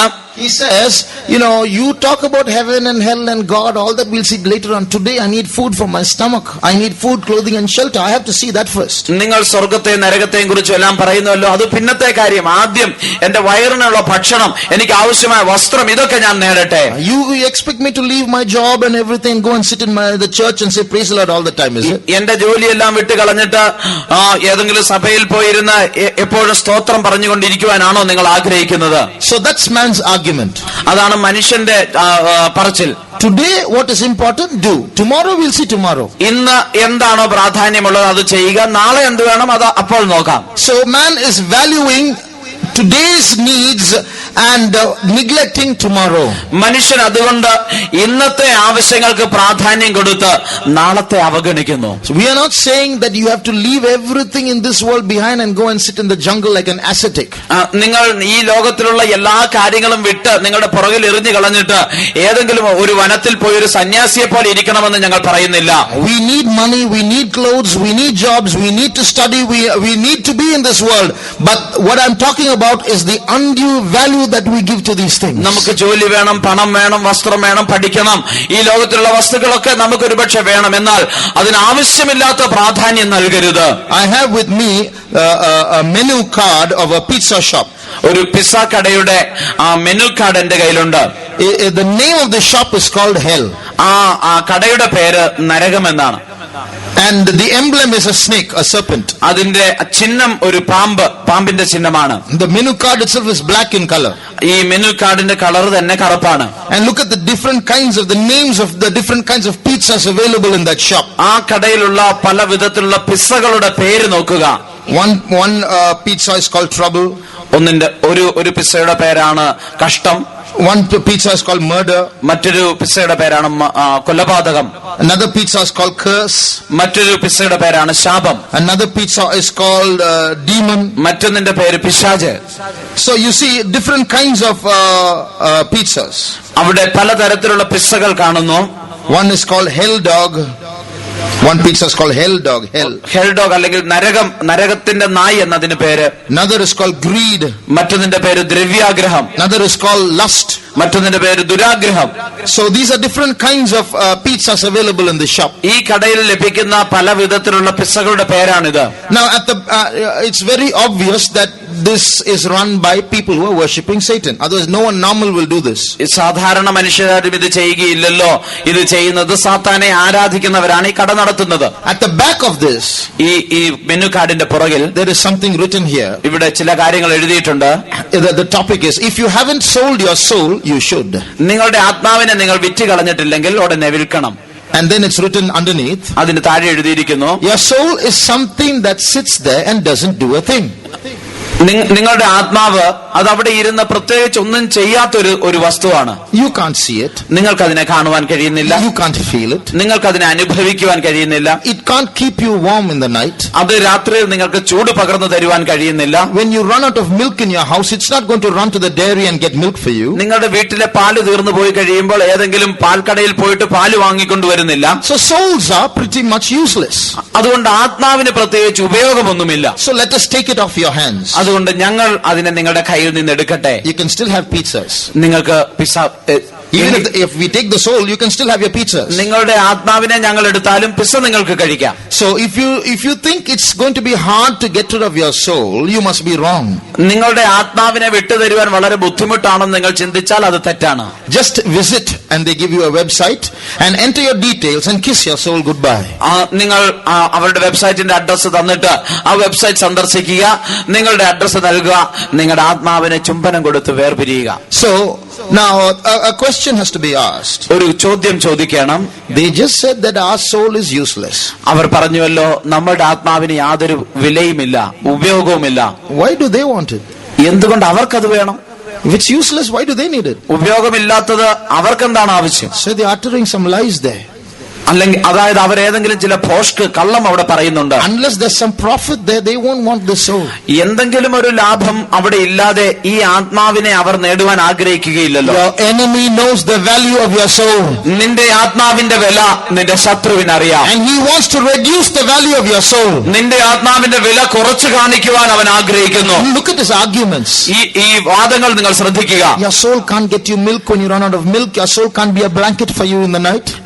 നിങ്ങളുടെ ആത്മാവിന് പോയി പാല് വാങ്ങിക്കൊണ്ട് വരുവാൻ കഴിയുകയില്ല. നിങ്ങളുടെ ആത്മാവിന് ഒരു പുതപ്പായി തീരുവാൻ കഴിയുകയില്ല. So he's giving so much value to warmth and milk and making you neglect your soul. ആ പാലിനും അല്ലെങ്കിൽ ഒരു പുതപ്പിനും വളരെ പ്രാധാന്യം നൽകിക്കൊണ്ട് നിങ്ങളുടെ ആത്മാവിനെ മറക്കുവാൻ അവൻ പ്രേരിപ്പിക്കുകയാണ്. This is the deception of the devil in these days. ഇതാണ് ഈ നാളുകളിലുള്ള പിശാചിന്റെ വഞ്ചന. Your soul is more valuable than the whole world. ഈ മുഴു ലോകത്തെക്കാളും നിങ്ങളുടെ ആത്മാവ് വിലയേറിയതാണ്. The devil is trying to lie to you and make your mind to think that this world is more valuable. എന്നാൽ നിങ്ങളുടെ മനസ്സിൽ ആ കാര്യം ലഘൂകരിച്ചിട്ട് ഈ ലോകത്തിലാണ് വിലയേറിയത് എന്ന് കാണിക്കുവാൻ പിശാച് ശ്രമിക്കുന്നു. In the Bible there is a parable about a rich man who became even more rich. ആ വേദപുസ്തകത്തിൽ നാം വായിക്കുമ്പോൾ വളരെ ധനമുണ്ടാക്കിയ ഒരു ധനവാനെ കുറിച്ച് കാണുവാൻ കഴിയും. Read Luke chapter 12. ലൂക്കോസിന്റെ സുവിശേഷം 12-ാം അധ്യായം. Jesus mentions that parable. യേശു അവിടെ ഒരു ഉപമ പറയുന്നു. And he said the field of a rich man, he's already rich, it brought forth bountifully. അവിടെ ഒരു ധനികന്റെ വിളഭൂമി നന്നായിട്ട് വിളഞ്ഞു എന്ന് എഴുതിയിരിക്കുന്നു. And he goes on with the parable. ആ ഉപമ തുടർന്ന് താഴേക്ക് വരുന്നു. But when you look at the context in which Jesus mentions the parable, യേശു ഈ ഉപമ പറയുന്നതായ സാഹചര്യം നാം പരിശോധിക്കുമ്പോൾ, in that situation one man comes to Jesus. ആ സാഹചര്യത്തിൽ ഒരു വ്യക്തി യേശുവിന്റെ അടുക്കൽ വരികയാണ്. And tells Jesus, please, master, tell my brother to divide his inheritance properly with me. ഗുരു, എന്റെ സഹോദരനോട് അവന്റെ സ്വത്ത് എനിക്ക് വേണ്ടി പകുതി ചെയ്ത് തരുവാൻ നീ കൽപ്പിക്കണമെന്ന് പറയുകയാണ്. In other words, that brother and he were having some kind of a misunderstanding, because that brother is trying to say, I need the bigger share. ഒരുപക്ഷെ ഒരു തെറ്റിദ്ധാരണ കേൾക്കുന്നവർക്ക് വന്നേക്കാം. കാരണം മറ്റേ സഹോദരൻ എനിക്ക് വലിയ കൂടുതൽ പങ്ക് വേണമെന്ന് പറയുന്നു എന്ന് ചിന്തിച്ചേക്കാം. No, it's because of such a situation that he's coming to Jesus for justice. ഒരുപക്ഷെ അങ്ങനെയുള്ള ഒരു സാഹചര്യം കൊണ്ടായിരിക്കാം യേശുവിന്റെ അടുക്കൽ നീതി ലഭിക്കേണ്ടതിന് ഇദ്ദേഹം വരുന്നത്. If you or I were in Jesus' place, what would we do? യേശുവിന്റെ സ്ഥാനത്ത് നിങ്ങളോ ഞാനോ ആയിരുന്നെങ്കിൽ എന്ത് ചെയ്യുമായിരുന്നു? You will call that brother. മറ്റേ മനുഷ്യനെ, സഹോദരനെ വിളിക്കും. Come on, don't fight. നിങ്ങൾ വഴക്കൊന്നും ഉണ്ടാക്കരുത്, 50-50, split it. പകുതി പകുതി ചെയ്യുക. But Jesus didn't do that. എന്നാൽ യേശു അത് ചെയ്തില്ല. He didn't call that other brother.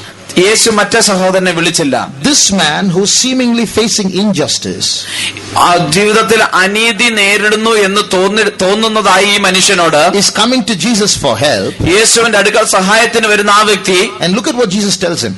യേശു തന്നോട് എന്താണ് പറയുന്നത്? Beware of covetousness. ദ്രവ്യാഗ്രഹത്തെ കുറിച്ച് ഭയപ്പെടണം. A man's life consisteth not in the things that he possesses. ഒരു മനുഷ്യന്റെ ജീവൻ ആധാരമായിരിക്കുന്നത് അവന്റെ വസ്തുവകയല്ല. And then he tells this parable. അതിനുശേഷമാണ് യേശു ഈ ഉപമ പറയുന്നത്. In other words, he's warning this man who has less of the property and saying, be careful. ഈ വസ്തുവക കുറച്ച് ലഭിച്ച ഈ മനുഷ്യനോട് യേശു പറയുകയാണ്, സൂക്ഷിച്ചുകൊള്ളുവേൻ. So if there's anyone here who's going through some injustice because of dividing of property, listen to this carefully. നിങ്ങളുടെ വസ്തുവക പങ്കിടുന്നത് സംബന്ധിച്ച് ഏതെങ്കിലും വിധത്തിലുള്ള അനീതിയിലൂടെ കടന്നു പോകുന്ന ആരെങ്കിലും ഇവിടെ ഉണ്ടെങ്കിൽ ഇത് നിങ്ങൾ ശ്രദ്ധ വെച്ച് കേൾക്കണമേ. There was a rich man whose field brought forth plentifully. ധനവാനായ ഒരു മനുഷ്യന്റെ ഭൂമി നന്നായി വിളഞ്ഞു. So when his business increased and he got more money and more yield, he asked a question to himself. തന്റെ വ്യാപാരം വർദ്ധിച്ച് തനിക്ക് പണം അധികം ലഭിച്ചപ്പോൾ, തനിക്ക് വിളവ് അധികം ഉണ്ടായപ്പോൾ താൻ ഒരു ചോദ്യം ചോദിക്കുകയാണ്. There's so much of increase, so much of grain, what should I do? എനിക്ക് ഇത്രയധികം സമൃദ്ധിയായിട്ട് വിളവുണ്ടായല്ലോ, ഞാൻ എന്ത് ചെയ്യും? Then he got an idea. തനിക്കൊരു ഐഡിയ കിട്ടി. This will I do. ഞാൻ ഇപ്രകാരം ചെയ്യും. I will break down my old barns and build bigger barns. എന്റെ പഴയ കളപ്പുരകളൊക്കെ പൊളിച്ച് ഞാൻ പുതിയ വലിയ കളപ്പുരകൾ പണിയും. And I will store all my increase in those granaries. എന്റെ എല്ലാ വിളവും വസ്തുവകയും അതിൽ ഞാൻ കൂട്ടിവെക്കും. And then I will tell myself, ഞാൻ എന്നിട്ട് എന്നോട് തന്നെ പറയും, soul, you have much goods laid up for many years. ആത്മാവേ, നിനക്ക് അനേക വർഷങ്ങൾക്ക് വേണ്ട വസ്തുവക സ്വരൂപിച്ചിരിക്കുന്നു. Take your ease, eat, drink and be merry. ആശ്വസിക്കുക, തിന്നുക, കുടിക്കുക, ആനന്ദിക്കുക എന്ന് പറയും. Suddenly a voice came from heaven. പെട്ടെന്ന് സ്വർഗത്തിൽ നിന്ന് ഒരു ശബ്ദം കേൾക്കുന്നു. Thou fool, മൂഢ, today your soul shall be taken away from you. ഈ രാത്രി നിന്റെ പ്രാണനെ നിന്നോട് ചോദിക്കും. Then whose shall those things be which you have got for yourself? പിന്നെ നീ ഒരുക്കി വെച്ചതൊക്കെ ആർക്കാകും? And then the parable ends with this statement. ഈ ഉപമ അവസാനിക്കുന്നത് ഇപ്രകാരം പറഞ്ഞുകൊണ്ടാണ്, So is he that layeth up treasures for himself in this world and is not rich towards God. ദൈവ വിഷയമായി സമ്പന്നനാകാതെ തനിക്ക് തന്നെ നിക്ഷേപിക്കുന്നവന്റെ കാര്യം ഇങ്ങനെയാകുന്നു. So what does that mean? So is he. ഇങ്ങനെയാകുന്നു, അവൻ ഇങ്ങനെയാകുന്നു എന്ന് പറയുന്നത് കൊണ്ട് എന്താണ് ഉദ്ദേശിക്കുന്നത്? A person who gives undue importance to the things of this world and is not concentrating on how to reach God is a fool like this fool. ഈ ലോകത്തിന്റെ വസ്തുവകകൾക്ക് ആവശ്യമില്ലാത്ത പ്രാധാന്യം നൽകിക്കൊണ്ട് ദൈവത്തിന്റെ അടുക്കൽ എത്തുവാൻ പരിശ്രമിക്കാത്ത എല്ലാവരും ഈ മൂഢനായ മനുഷ്യനെ പോലെയാണ്. Now because his riches got into his head, തന്റെ സമ്പത്ത് തന്റെ തലയിലേക്ക് കടന്നതുകൊണ്ട്, because he became a materialistic man giving undue importance to the things of this world, ഈ ലോകത്തിന്റെ വസ്തുവകകൾക്ക് ആവശ്യമില്ലാത്ത പ്രാധാന്യം നൽകുന്ന ലൗകികനായ ഒരു മനുഷ്യനായി താൻ തീർന്നതുകൊണ്ട് he makes 3 big mistakes. താൻ 3 വലിയ തെറ്റുകളാണ് ചെയ്യുന്നത്. The first mistake, ഒന്നാമത്തെ തെറ്റ്, he became his own God.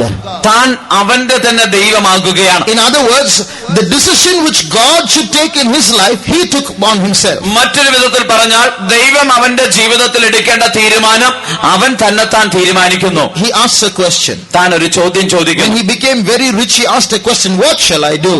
താൻ ഒരു വലിയ ധനികനായി തീർന്നപ്പോൾ അവൻ തന്നോട് തന്നെ ചോദിക്കുകയാണ്, ഞാൻ എന്തു ചെയ്യും? Read that verse 17 and 18. 17 18 വാക്യങ്ങൾ വായിക്കാം. അപ്പോൾ അവൻ, ഞാൻ എന്ത് ചെയ്യേണ്ടു, എന്റെ വിളവ് കൂട്ടിവെപ്പാൻ സ്ഥലം പോരാ എന്ന് ഉള്ളിൽ വിചാരിച്ചു. പിന്നെ അവൻ പറഞ്ഞത്, ഞാൻ ഇത് ചെയ്യും. Enough. What is happening here? ഇവിടെ എന്താണ് സംഭവിക്കുന്നത്? He asks a question and answers it himself. അവനൊരു ചോദ്യം ചോദിച്ച് അവൻ തന്നെ അതിന് ഉത്തരം പറയുന്നു. What shall I do? ഞാൻ എന്ത് ചെയ്യും?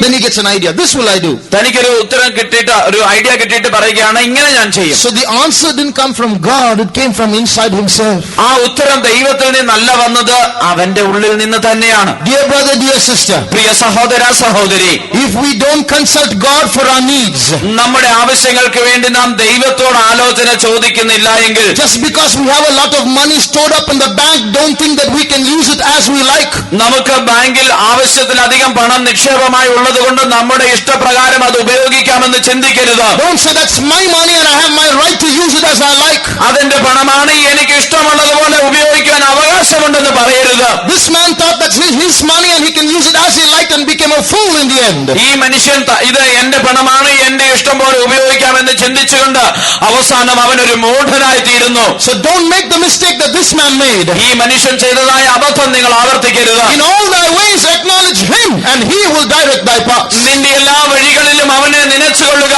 അവൻ നിന്റെ പാതകളെ നേരെയാക്കും. The second mistake that he made, അവൻ ചെയ്ത രണ്ടാമത്തെ തെറ്റ്, this world became eternity for him. അവന് ഈ ലോകം അവന്റെ നിത്യത പോലെ ആയിത്തീർന്നു. See, he said, look at what he says. അവൻ എന്താണ് പറയുന്നത് നോക്കുക. He's telling himself, you have lots of goods laid up for many years. അവനോട് തന്നെ പറയുകയാണ്, നിനക്ക് ഏറിയ ആണ്ടുകൾക്ക് വേണ്ട അനവധി വസ്തുവക സ്വരൂപിച്ചിരിക്കുന്നു. God tells him, tonight is your funeral, man, but he thinks he's going to live for a long time. ദൈവം അവനോട് പറയുകയാണ്, ഇന്ന് രാത്രിയാണ് നിന്റെ അടക്കം. എന്നാൽ അവൻ പറയുന്നു, ഞാൻ ഇനി വളരെ നാളുകൾ ജീവിക്കുവാൻ പോകുന്നു. He forgets that this world is temporary. The things that are seen are temporal, and he thinks he's going to live on and on and on and on. ഈ ലോകം താൽക്കാലികമാണ്, കാണുന്നതെല്ലാം താൽക്കാലികമാണ് എന്നുള്ളത് അവൻ മറന്നിട്ട് അവൻ വീണ്ടും അനേക നാളുകൾ ജീവിക്കുമെന്ന് ചിന്തിക്കുകയാണ്. So if you think that this world is if you give undue importance to the material things of this world, you will forget that one day you're going to die.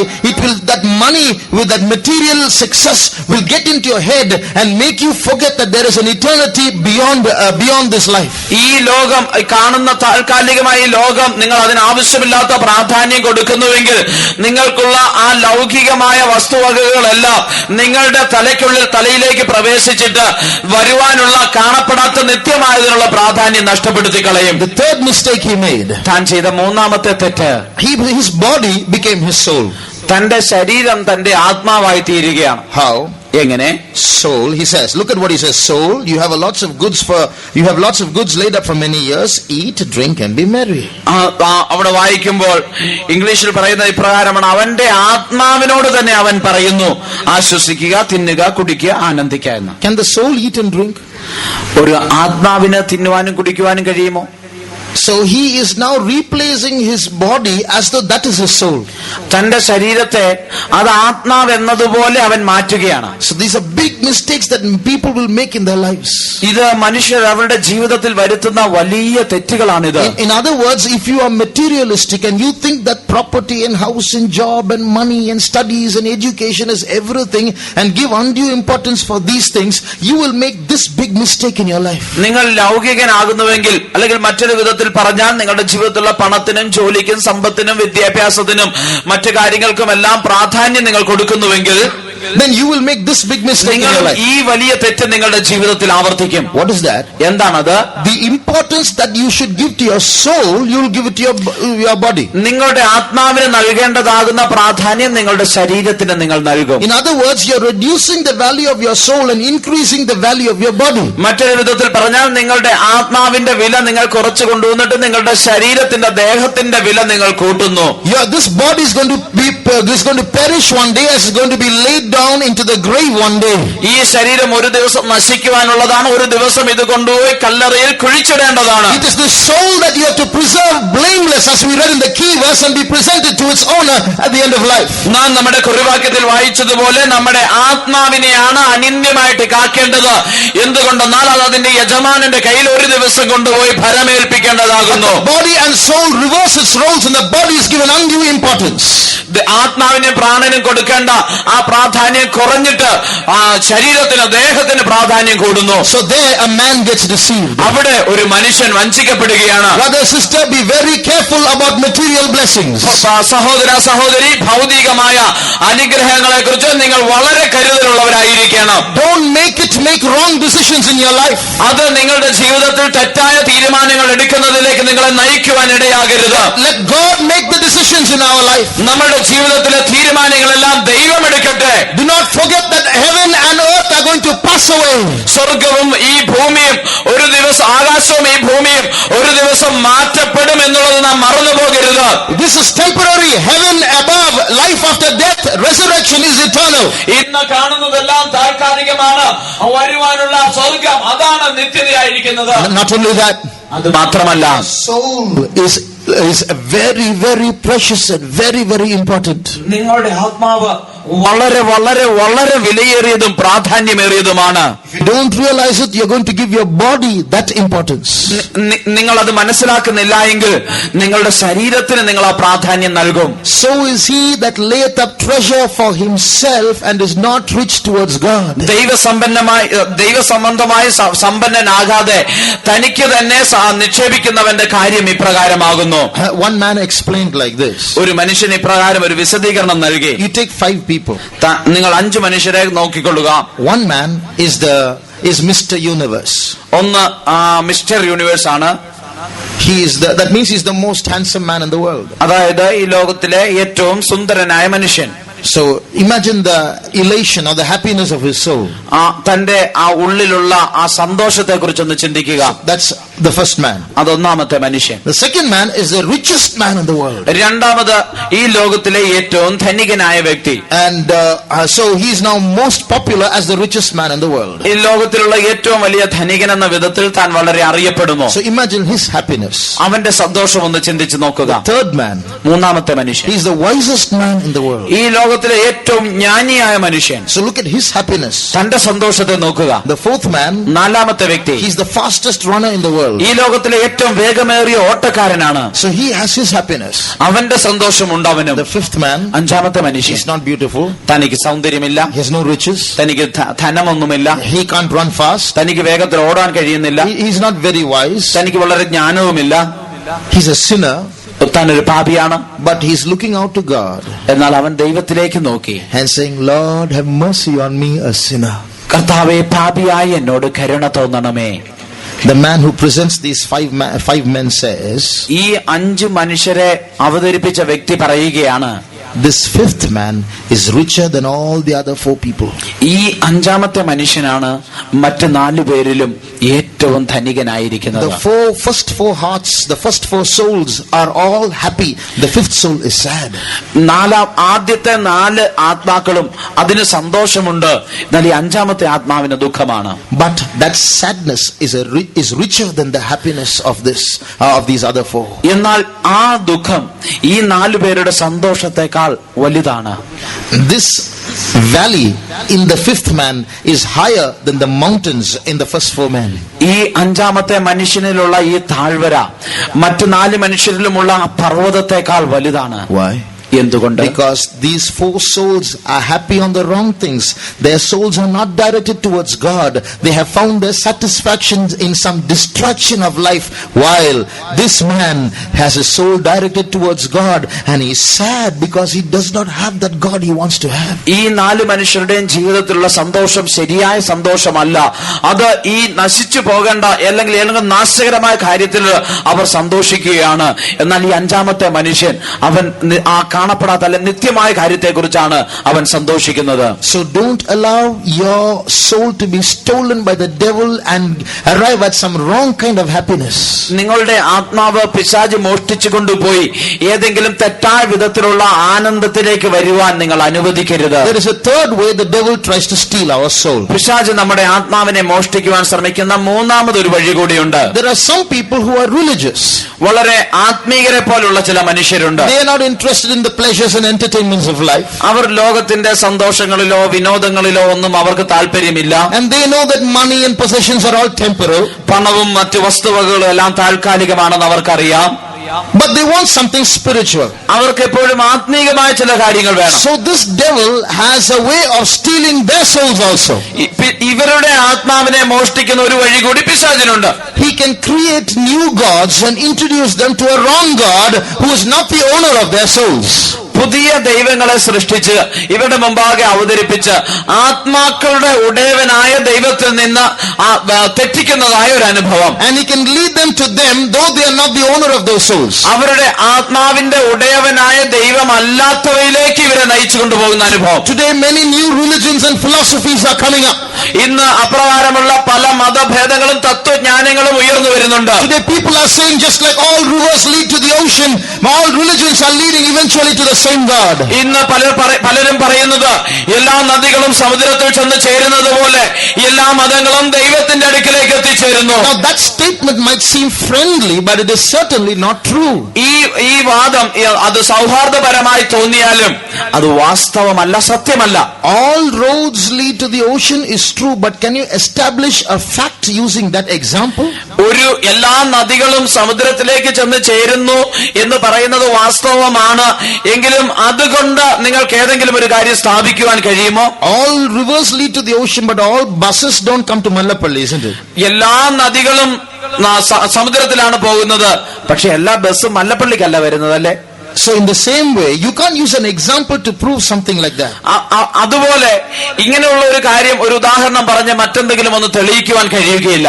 The truth is, all religions can't be the same. സത്യം ഇതാണ്, എല്ലാ മതത്തിനും ഒരുപോലെ ആയിരിക്കുവാൻ ഒരിക്കലും കഴിയുകയില്ല. Because different religions are teaching different things. എന്തുകൊണ്ടെന്നാൽ വിവിധ മതങ്ങൾ വിവിധ കാര്യങ്ങളാണ് പഠിപ്പിക്കുന്നത്. All can't be true at the same time. എല്ലാം ഒരേ സമയം ശരിയായിരിക്കുവാൻ, സത്യമായിരിക്കുവാൻ കഴിയുകയില്ല. One religion says there's only one God. ഒരു മതം പറയുന്നു ഒരു ദൈവമേ ഉള്ളൂ എന്ന്. One religion says there's one God, but he's three in one.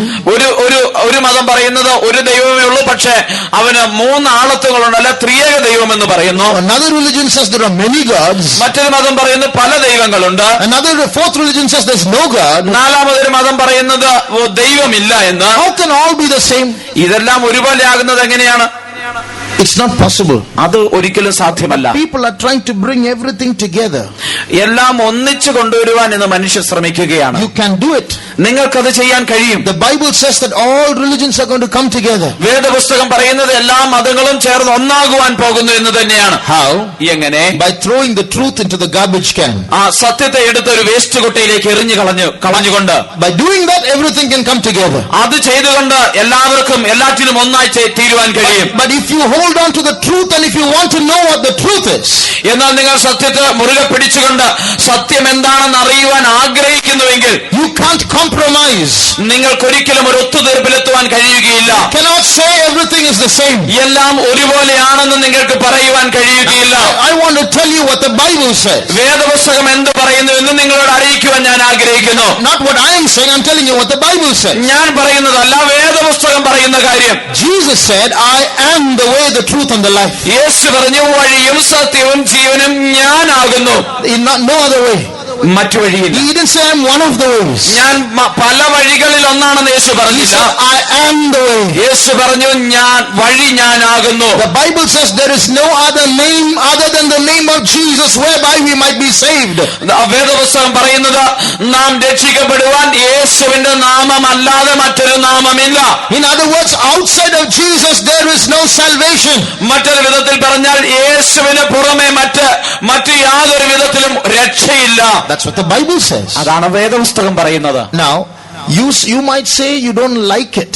ഒരുപക്ഷെ നിങ്ങൾ പറഞ്ഞേക്കാം നിങ്ങൾക്ക് അത് ഇഷ്ടമല്ല എന്ന്. You might say I don't agree with it. ഞാൻ അതിനോട് യോജിക്കുന്നില്ല എന്ന് നിങ്ങൾ പറഞ്ഞേക്കാം. Well, whatever you feel or whatever you say, the Bible says this. നിങ്ങൾക്ക് എന്ത് തോന്നിയാലും നിങ്ങൾ എന്ത് പറഞ്ഞാലും വേദപുസ്തകം ഇങ്ങനെയാണ് So പറയുന്നത്. before you reject these words of Jesus, യേശുവിന്റെ ഈ വാക്കുകൾ നിങ്ങൾ തള്ളിക്കളയുന്നതിന് മുമ്പായി make one effort to find out if this is true. ഇത് സത്യമാണോ എന്നറിയേണ്ടതിന് ഒരു പ്രാവശ്യമെങ്കിലും ഒന്ന് ശ്രമിച്ചു നോക്കൂ.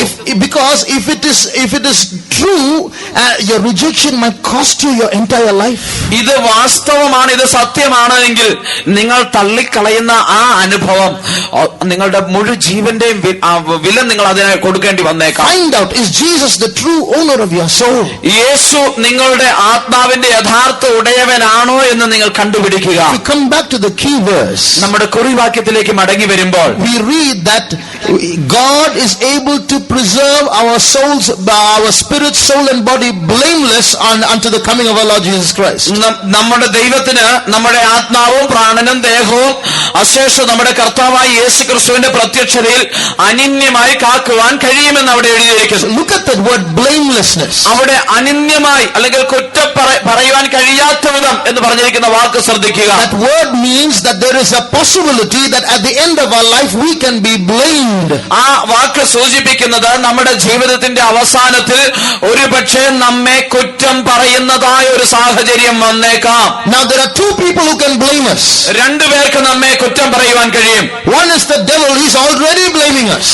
ഒന്ന് പിശാചാണ്, അവൻ ഇപ്പോൾ തന്നെ നമ്മെ കുറ്റം പറയുന്നു. The Bible calls him an accuser who accuses the brethren day and night. വേദപുസ്തകം പറയുന്നത് സഹോദരന്മാരെ രാവും പകലും കുറ്റം ചാർത്തുന്ന അപവാദി എന്നാണ് അവനെ വിളിക്കുന്നത്. But then there's another person who can blame us. എന്നാൽ നമ്മെ കുറ്റം പറയുവാൻ കഴിയുന്ന മറ്റൊരു വ്യക്തി കൂടിയുണ്ട്. That is God himself. അത് ദൈവം തന്നെയാണ്. Now if the devil blames us, God can protect us. If God blames us, who's going to protect us?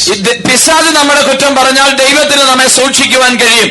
എന്നാൽ ദൈവം നമ്മുടെ കുറ്റം പറയുന്നുവെങ്കിൽ ആർക്ക് നമ്മെ സൂക്ഷിക്കുവാൻ കഴിയും? At the end of our life, നമ്മുടെ ജീവിതത്തിന്റെ അവസാനം, when we carry this treasure of the inner man towards God, ഈ നിത്യമായ ആന്തരിക മനുഷ്യനാകുന്ന ആ നിക്ഷേപത്തെ, ആ നിധിയെ ദൈവത്തിന്റെ മുമ്പാകെ നാം കൊണ്ടു ചെല്ലുമ്പോൾ, remember our soul should be in a blameless state.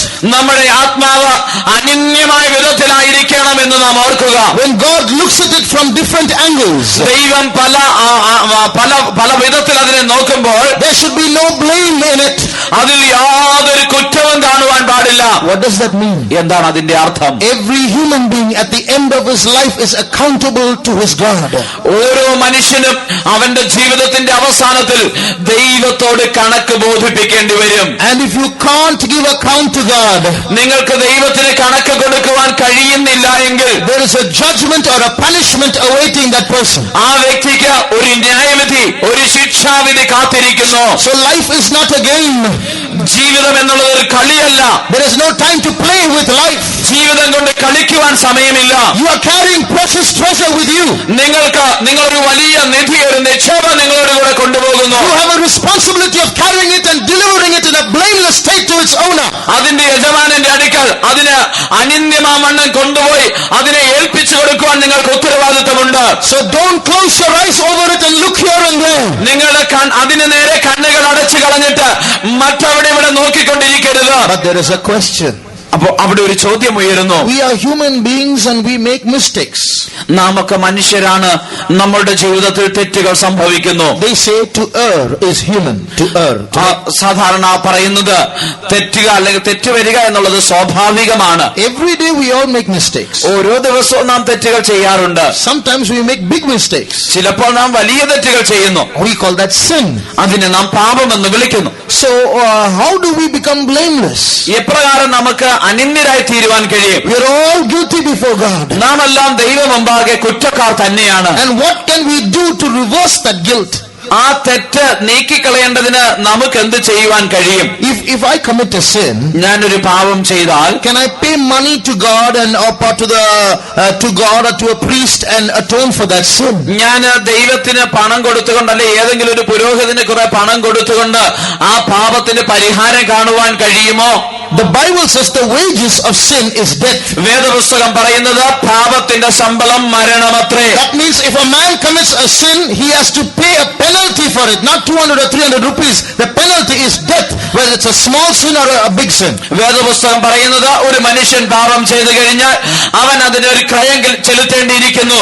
അത് 200-300 രൂപയല്ല. അതിന്റെ ശിക്ഷ അല്ലെങ്കിൽ അതിന്റെ ക്രയം എന്ന് പറയുന്നത് മരണമാണ്. So that means every human being has to give account to God, and on failure he has to pay the penalty of eternal death. അതായത് ഓരോ മനുഷ്യനും ദൈവത്തിന്റെ മുമ്പാകെ ചെന്ന് നിന്ന് കണക്ക് ബോധിപ്പിക്കേണ്ടതുണ്ട്. അവന് കണക്ക് കൊടുക്കുവാൻ കഴിയുന്നില്ല എങ്കിൽ അവൻ അതിന്റെ ശിക്ഷയാകുന്ന നിത്യമരണം സ്വീകരിക്കണം. Which means you and I have already committed some sin or the other from birth. അതിന്റെ അർത്ഥം ജനനത്തിൽ നിന്ന് നാം ഇന്ന് വരെ നോക്കുമ്പോൾ ഏതെങ്കിലും ഒരു പാപമൊക്കെ ചെയ്തിട്ടുണ്ടായിരിക്കാം. We all have to be pay the penalty of death. അതിന്റെ അർത്ഥം നാം എല്ലാം പാപത്തിന്റെ ശമ്പളമാകുന്ന ആ മരണം, ആ ശിക്ഷ നാം സ്വീകരിക്കണം. And that eternal death the Bible calls hellfire. ആ നിത്യമരണത്തെ വേദപുസ്തകം വിളിക്കുന്നത് നരകത്തിന്റെ തീ എന്നാണ്. So how can we come out? ഈ പ്രകാരം നമുക്ക് പുറത്തു വരുവാൻ കഴിയും. How can we become blameless? എങ്ങനെ നമുക്ക് അനിന്ദരായി തീരുവാൻ കഴിയും? There is only one way. ഒരേ ഒരു വഴിയേ ഉള്ളൂ. Now there is a story like this. ഇപ്രകാരം ഒരു കഥയുണ്ട്. Many years ago, a young boy oversped on a motorbike. ചില വർഷങ്ങൾക്ക് മുമ്പ് ഒരു ചെറുപ്പക്കാരൻ അവന്റെ മോട്ടോർ ബൈക്കിൽ ഓവർ സ്പീഡിൽ പോയി. And then he was stopped by the policeman. He was charged $200 as fine. തന്നെ പോലീസുകാർ തടഞ്ഞു നിർത്തി $200 ഫൈൻ അടയ്ക്കുവാൻ പറഞ്ഞു. And he said, no, I'm going to defy this in court. താൻ പറഞ്ഞു, ഞാൻ അടയ്ക്കുകയില്ല, ഞാനിത് കോടതിയിൽ പോയി വാദിച്ചു കൊള്ളാമെന്ന് പറഞ്ഞു. So the case went on. അങ്ങനെ ആ കേസ് തുടർന്നു പോയി. The judge was hearing the boy's case. ആൺകുട്ടിയുടെ കേസ് കേട്ടുകൊണ്ടിരുന്ന ന്യായാധിപൻ At the end of the argument, the judge said the boy has oversped and he has to pay the fine of $200. ആ വാദത്തിന്റെ അവസാനം ന്യായാധിപൻ ഇപ്രകാരം പറഞ്ഞു, ഈ ആൺകുട്ടി അവൻ ഓവർ സ്പീഡിൽ പോയി, അതുകൊണ്ട് അതിന്റെ ഫൈൻ ആകുന്ന $200 അവൻ കൊടുത്തേ തീരൂ. The boy hung his head down in shame. ആ ആൺകുട്ടി അവൻ നാണക്കേട് കൊണ്ട് തല കുനിച്ചു. But then something amazing happened. എന്നാൽ അത്ഭുതകരമായ ഒരു കാര്യം The സംഭവിച്ചു. judge got up from his seat. ആ ന്യായാധിപൻ അവന്റെ കസേരയിൽ നിന്ന് എഴുന്നേറ്റു. Removed his black coat. തന്റെ കറുത്ത ആ കോട്ട് താൻ മാറ്റി. Put it on the chair behind him. തന്റെ പുറകിലുള്ള കസേരയിൽ അത് തൂക്കിയിട്ടു. Walked down towards the man the boy who was accused. ആ കുറ്റക്കാരനായ ആൺകുട്ടിയുടെ അടുക്കിലേക്ക് ഈ ന്യായാധിപൻ ഇറങ്ങി വന്നു. The judge took out a purse from his pocket. ആ ന്യായാധിപൻ അവന്റെ പോക്കറ്റിൽ നിന്ന് തന്റെ പേഴ്സ് എടുത്തു. Took out $200 and gave it to the boy. $200 എടുത്ത് ആ ആൺകുട്ടിക്ക് നൽകി. Everyone was shocked. എല്ലാവരും അത്ഭുതപ്പെട്ടു. What's this judge doing? എന്താണ് ഈ ന്യായാധിപൻ ചെയ്യുന്നത്? Then the judge said, അപ്പോൾ ആ ന്യായാധിപൻ പറയുകയാണ്, that boy is my son. ആ ആൺകുട്ടി എന്റെ മകനാണ്. As judge, I cannot be partial. He has to pay the penalty. ഒരു ന്യായാധിപൻ എന്ന വിധത്തിൽ എനിക്ക് പക്ഷപാതം കാണിക്കുവാൻ കഴിയുകയില്ല. അവൻ അതിന്റെ പെനാൽറ്റി കൊടുത്തേ തീരൂ. But as father, I have to pay the penalty. എന്നാൽ ഒരു പിതാവെന്ന നിലയിൽ ഞാനത് അവന് വേണ്ടി അടയ്ക്കണം. Brother, sister, സഹോദര സഹോദരി, we all face judgment. നാം എല്ലാം ആ ന്യായവിധിയെ കാത്തിരിക്കുന്നു. But is there a father for us who can pay that penalty? എന്നാൽ നമുക്ക് വേണ്ടി ആ പെനാൽറ്റി കൊടുക്കുവാൻ കഴിയുന്ന ഒരു പിതാവുണ്ട്. ഉണ്ടോ? There is a father. അങ്ങനെയുള്ളൊരു പിതാവ് നമുക്കുണ്ട്. His name is Jesus. അവന്റെ പേര് യേശു എന്നാണ്. That's why Jesus came down into this world. അതുകൊണ്ടാണ് യേശു ഈ ഭൂമിയിലേക്ക് ഇറങ്ങി വന്നത്. That's why Jesus allowed himself to be crucified. അതുകൊണ്ടാണ് യേശു അവനെ തന്നെ ക്രൂശിക്കുവാൻ അനുവദിച്ചത്. That's why Jesus died to take that penalty upon himself. അതുകൊണ്ടാണ് യേശു ആ ശിക്ഷ അവന്റെ മേൽ തന്നെ ഏറ്റുകൊണ്ടത്. He paid the fine. He paid the penalty so that you and I might escape death. ഞാനും നിങ്ങളും ആ ശിക്ഷാവിധി ഒഴിഞ്ഞു പോകേണ്ടതിന് യേശു അതിന്റെ ക്രയം ചെലുത്തി. So if you come to Jesus, നിങ്ങൾ യേശുവിലേക്ക് വരുന്നുവെങ്കിൽ, he is your father. അവനാണ് നിങ്ങളുടെ പിതാവ്. There's no other God in this universe who has laid down their life for mankind. മനുഷ്യകുലത്തിന് വേണ്ടി തന്റെ ജീവനെ വെച്ചു കൊടുത്ത മറ്റൊരു ദൈവവും ഈ ഭൂമിയിലില്ല. Jesus did not stay up there in heaven and give some instructions to us. യേശു സ്വർഗ്ഗത്തിൽ നിന്നുകൊണ്ട് നമുക്ക് ചില നിർദ്ദേശങ്ങൾ തരികയല്ല ചെയ്തത്. It's because he was our true father, our true owner. He understood our value. He came down to redeem us. അവൻ നമ്മുടെ യഥാർത്ഥ പിതാവാകുന്നത് കൊണ്ട്, യഥാർത്ഥ ഉടമസ്ഥനാകുന്നത് കൊണ്ട് നമ്മുടെ വിലയെ അവൻ മനസ്സിലാക്കി നമ്മെ വീണ്ടെടുക്കേണ്ടതിന് അവൻ ഭൂമിയിലേക്ക് ഇറങ്ങി വന്നു. Now do you know why Jesus said, I am the way? ഞാൻ വഴിയാകുന്നു എന്ന് യേശു പറഞ്ഞത് എന്തുകൊണ്ടാണെന്ന് നിങ്ങൾക്ക് മനസ്സിലായോ? Now do you realize why the Bible says there is no salvation outside of Jesus? എന്തുകൊണ്ടാണ് വേദപുസ്തകം പറയുന്നത് യേശുവിലൂടെ അല്ലാതെ രക്ഷയില്ല എന്ന് പറയുന്നതിന്റെ കാരണം മനസ്സിലായോ? Dear brother, dear sister, പ്രിയ സഹോദര സഹോദരി, you may have come here for the first time. ഒരുപക്ഷെ നിങ്ങൾ ഇവിടെ കടന്നു വന്നിരിക്കുന്നത് ആദ്യമായിട്ടായിരിക്കാം. But remember, the whole meeting, this meeting here in Mallapalli may have been arranged just for you. എന്നാൽ നിങ്ങൾ ഒരു കാര്യം മനസ്സിലാക്കണം, മല്ലപ്പള്ളിയിലുള്ള ഈ കൂട്ടം നിയമിച്ചിരിക്കുന്നത്, ഇങ്ങനെ ഒരു കൂട്ടം നടത്തുന്നത് നിനക്ക് വേണ്ടി മാത്രമാണ്. This evening, if your soul can discover its owner, ഈ സന്ധ്യാസമയം നിന്റെ ആത്മാവിന് അതിന്റെ യജമാനനെ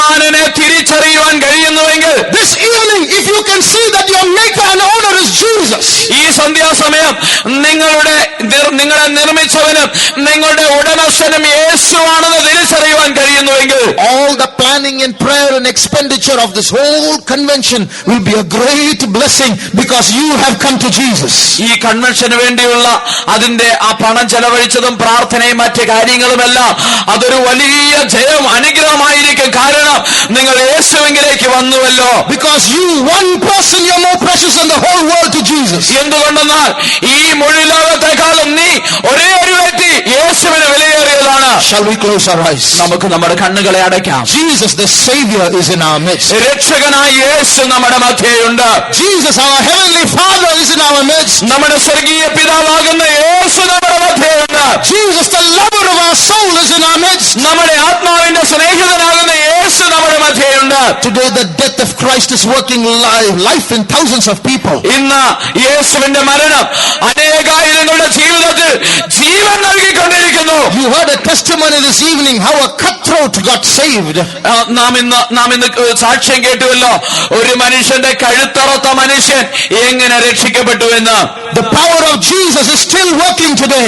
യേശുവിന്റെ ശക്തി ഇന്നും പ്രവർത്തിച്ചു കൊണ്ടിരിക്കുന്നു. The power of Jesus is going to touch Mallapalli today.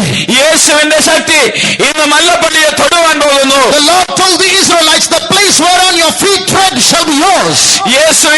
ദൈവം ഇസ്രായേൽ ജനത്തോട് ഇപ്രകാരം പറഞ്ഞു, കാൽ വെക്കുന്ന ദേശമെല്ലാം നിങ്ങളുടെ സ്വന്തം. This convention in Mallapalli is not going to go in vain. മല്ലപ്പള്ളിയിലുള്ള ഈ കൺവെൻഷൻ ഇത് വിരുദ്ധമായി തീരുവാൻ പോകുന്നില്ല. This place belongs to Jesus. ഈ സ്ഥലം യേശുവിനുള്ളതാണ്. Today we don't see it, ഇന്നലെ വെച്ച് നിങ്ങൾ അത് കാണുന്നില്ലായിരിക്കാം, but we are going to see it. എന്നാൽ അത് നിങ്ങൾ കാണുവാൻ പോകുന്നു. Because we have placed our feet in this place is going to be ours. എന്തുകൊണ്ടെന്നാൽ നാം പാദം വെച്ചതോ ഈ ദേശം, ഈ സ്ഥലം നമുക്കുള്ളതാണ്. How many believe this? എത്ര പേർ അത് വിശ്വസിക്കുന്നു? Put up your hands. നിങ്ങളുടെ കരമുയർത്തിയാൽ Oh, the power of Jesus is working in this place. യേശുവിന്റെ ശക്തി ഈ സ്ഥലത്ത് പ്രവർത്തിച്ചു കൊണ്ടിരിക്കുന്നു. The glory of God is flooding this place. ദൈവത്തിന്റെ തേജസ് ഈ സ്ഥലത്തെ നിറച്ചുകൊണ്ടിരിക്കുന്നു. Many people are going to see miracles in their lives because of Jesus. യേശു നിമിത്തമായി അനേകർ അവരുടെ ജീവിതത്തിൽ അത്ഭുതങ്ങൾ ദർശിക്കുവാൻ പോകുന്നു. Many sicknesses are going to be healed because of Jesus. യേശു നിമിത്തമായി അനേക രോഗങ്ങൾ സൗഖ്യമാകുവാൻ പോകുന്നു. 1 minute, let us give room to the Spirit of God. ഒരു നിമിഷം നമുക്ക് പരിശുദ്ധാത്മാവിന് ഇടം കൊടുക്കാം. Let the power of God operate in our midst. ദൈവത്തിന്റെ ശക്തി നമ്മുടെ മധ്യേ വ്യാപരിക്കട്ടെ. Well, the Holy Spirit is there is liberty. ദൈവത്തിന്റെ ആത്മാവ് എവിടെയുണ്ടോ അവിടെ സ്വാതന്ത്ര്യമുണ്ട്. Today the blood of Jesus is going to work in many lives. ഇന്ന് യേശുവിന്റെ രക്തം അനേകരുടെ ജീവിതത്തിൽ പ്രവർത്തിക്കുവാൻ പോകുന്നു. I believe many who are spiritually dead are going to come back to life. ആത്മീകമായി മരിച്ച അനേകർ ഇന്ന് ജീവനിലേക്ക് മടങ്ങി വരുവാൻ പോകുന്നു എന്ന് ഞാൻ വിശ്വസിക്കുന്നു. Thousands of souls are going away from Jesus right now. ആയിരക്കണക്കിന് യേശുവിൽ നിന്ന് അകന്നു പോകുന്ന ഒരു സമയമാണിത്. But now Jesus is going to bring them back. എന്നാൽ ഇപ്പോൾ യേശു അവരെല്ലാം മടക്കി കൊണ്ടുവരുവാൻ പോകുന്നു. As we get filled in the Holy Spirit, നാം ആത്മാവിൽ നിറയുമ്പോൾ, as we praise God, നാം ദൈവത്തെ സ്തുതിക്കുമ്പോൾ, as we sing and rejoice in the Lord, നാം ദൈവത്തെ പാടി സന്തോഷിക്കുമ്പോൾ, Jesus is going to touch those thousands of people. ആ അകന്നു പോകുന്ന ആയിരക്കണക്കിന് പേര് യേശു തൊടുവാൻ പോകുന്നു. They are going to see a vision of Calvary. അവർ കാൽവരിയുടെ ദർശനം കാണുവാൻ പോകുന്നു. They are going to be washed by the blood of Jesus. അവർ യേശുവിന്റെ രക്തത്താൽ കഴുകപ്പെടുവാൻ പോകുന്നു. In Jesus' name, യേശുവിന്റെ നാമത്തിൽ command them to come to Jesus. അവർ യേശുവിലേക്ക് വരുവാൻ ഞങ്ങൾ കൽപ്പിക്കുന്നു. In Jesus' name, യേശുവിന്റെ നാമത്തിൽ we command those demons that are deceiving them to leave them. അവരെ വഞ്ചിക്കുന്ന പിശാചുക്കൾ അവരെ വിട്ടുപോകുവാൻ ഞങ്ങൾ കൽപ്പിക്കുന്നു. In Jesus' name, we command their minds to be enlightened. യേശുവിന്റെ നാമത്തിൽ അവരുടെ മനസ്സ് പ്രകാശിക്കപ്പെടുവാൻ ഞങ്ങൾ കൽപ്പിക്കുന്നു. The Holy Spirit that is moving in our midst is going to move in them also. ഇപ്പോൾ നമ്മുടെ മധ്യേ പ്രവർത്തിക്കുന്ന പരിശുദ്ധാത്മാവ് അവരുടെ ഉള്ളിൽ പ്രവർത്തിക്കുവാൻ പോകുന്നു.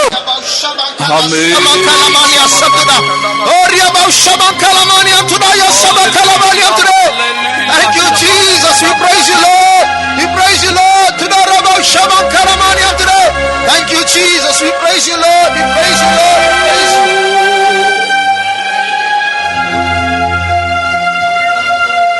നീ എൻ പേർക്കായി ചാകുവാൻ ആണിറങ്ങിയോ നിന്യമാം ക്രൂശതിൽ ഉള്ളം തകർന്നു നീ എന്റെ കാഴ്ചാകുവാൻ താണിറങ്ങിയോ ഈ ദിവ്യ സ്നേഹത്തിൽ ആഴമേറിയോ നീളവും വീതിയും ആവർത്തിച്ചിടും എൻ പ്രിയനേ നിന്നോട് ചേരുവാൻ എന്നാണ് വീണ്ടും വാഞ്ചിക്കുന്നേ നിൻ സ്നേഹത്താൽ നിറഞ്ഞു വാഴുവാൻ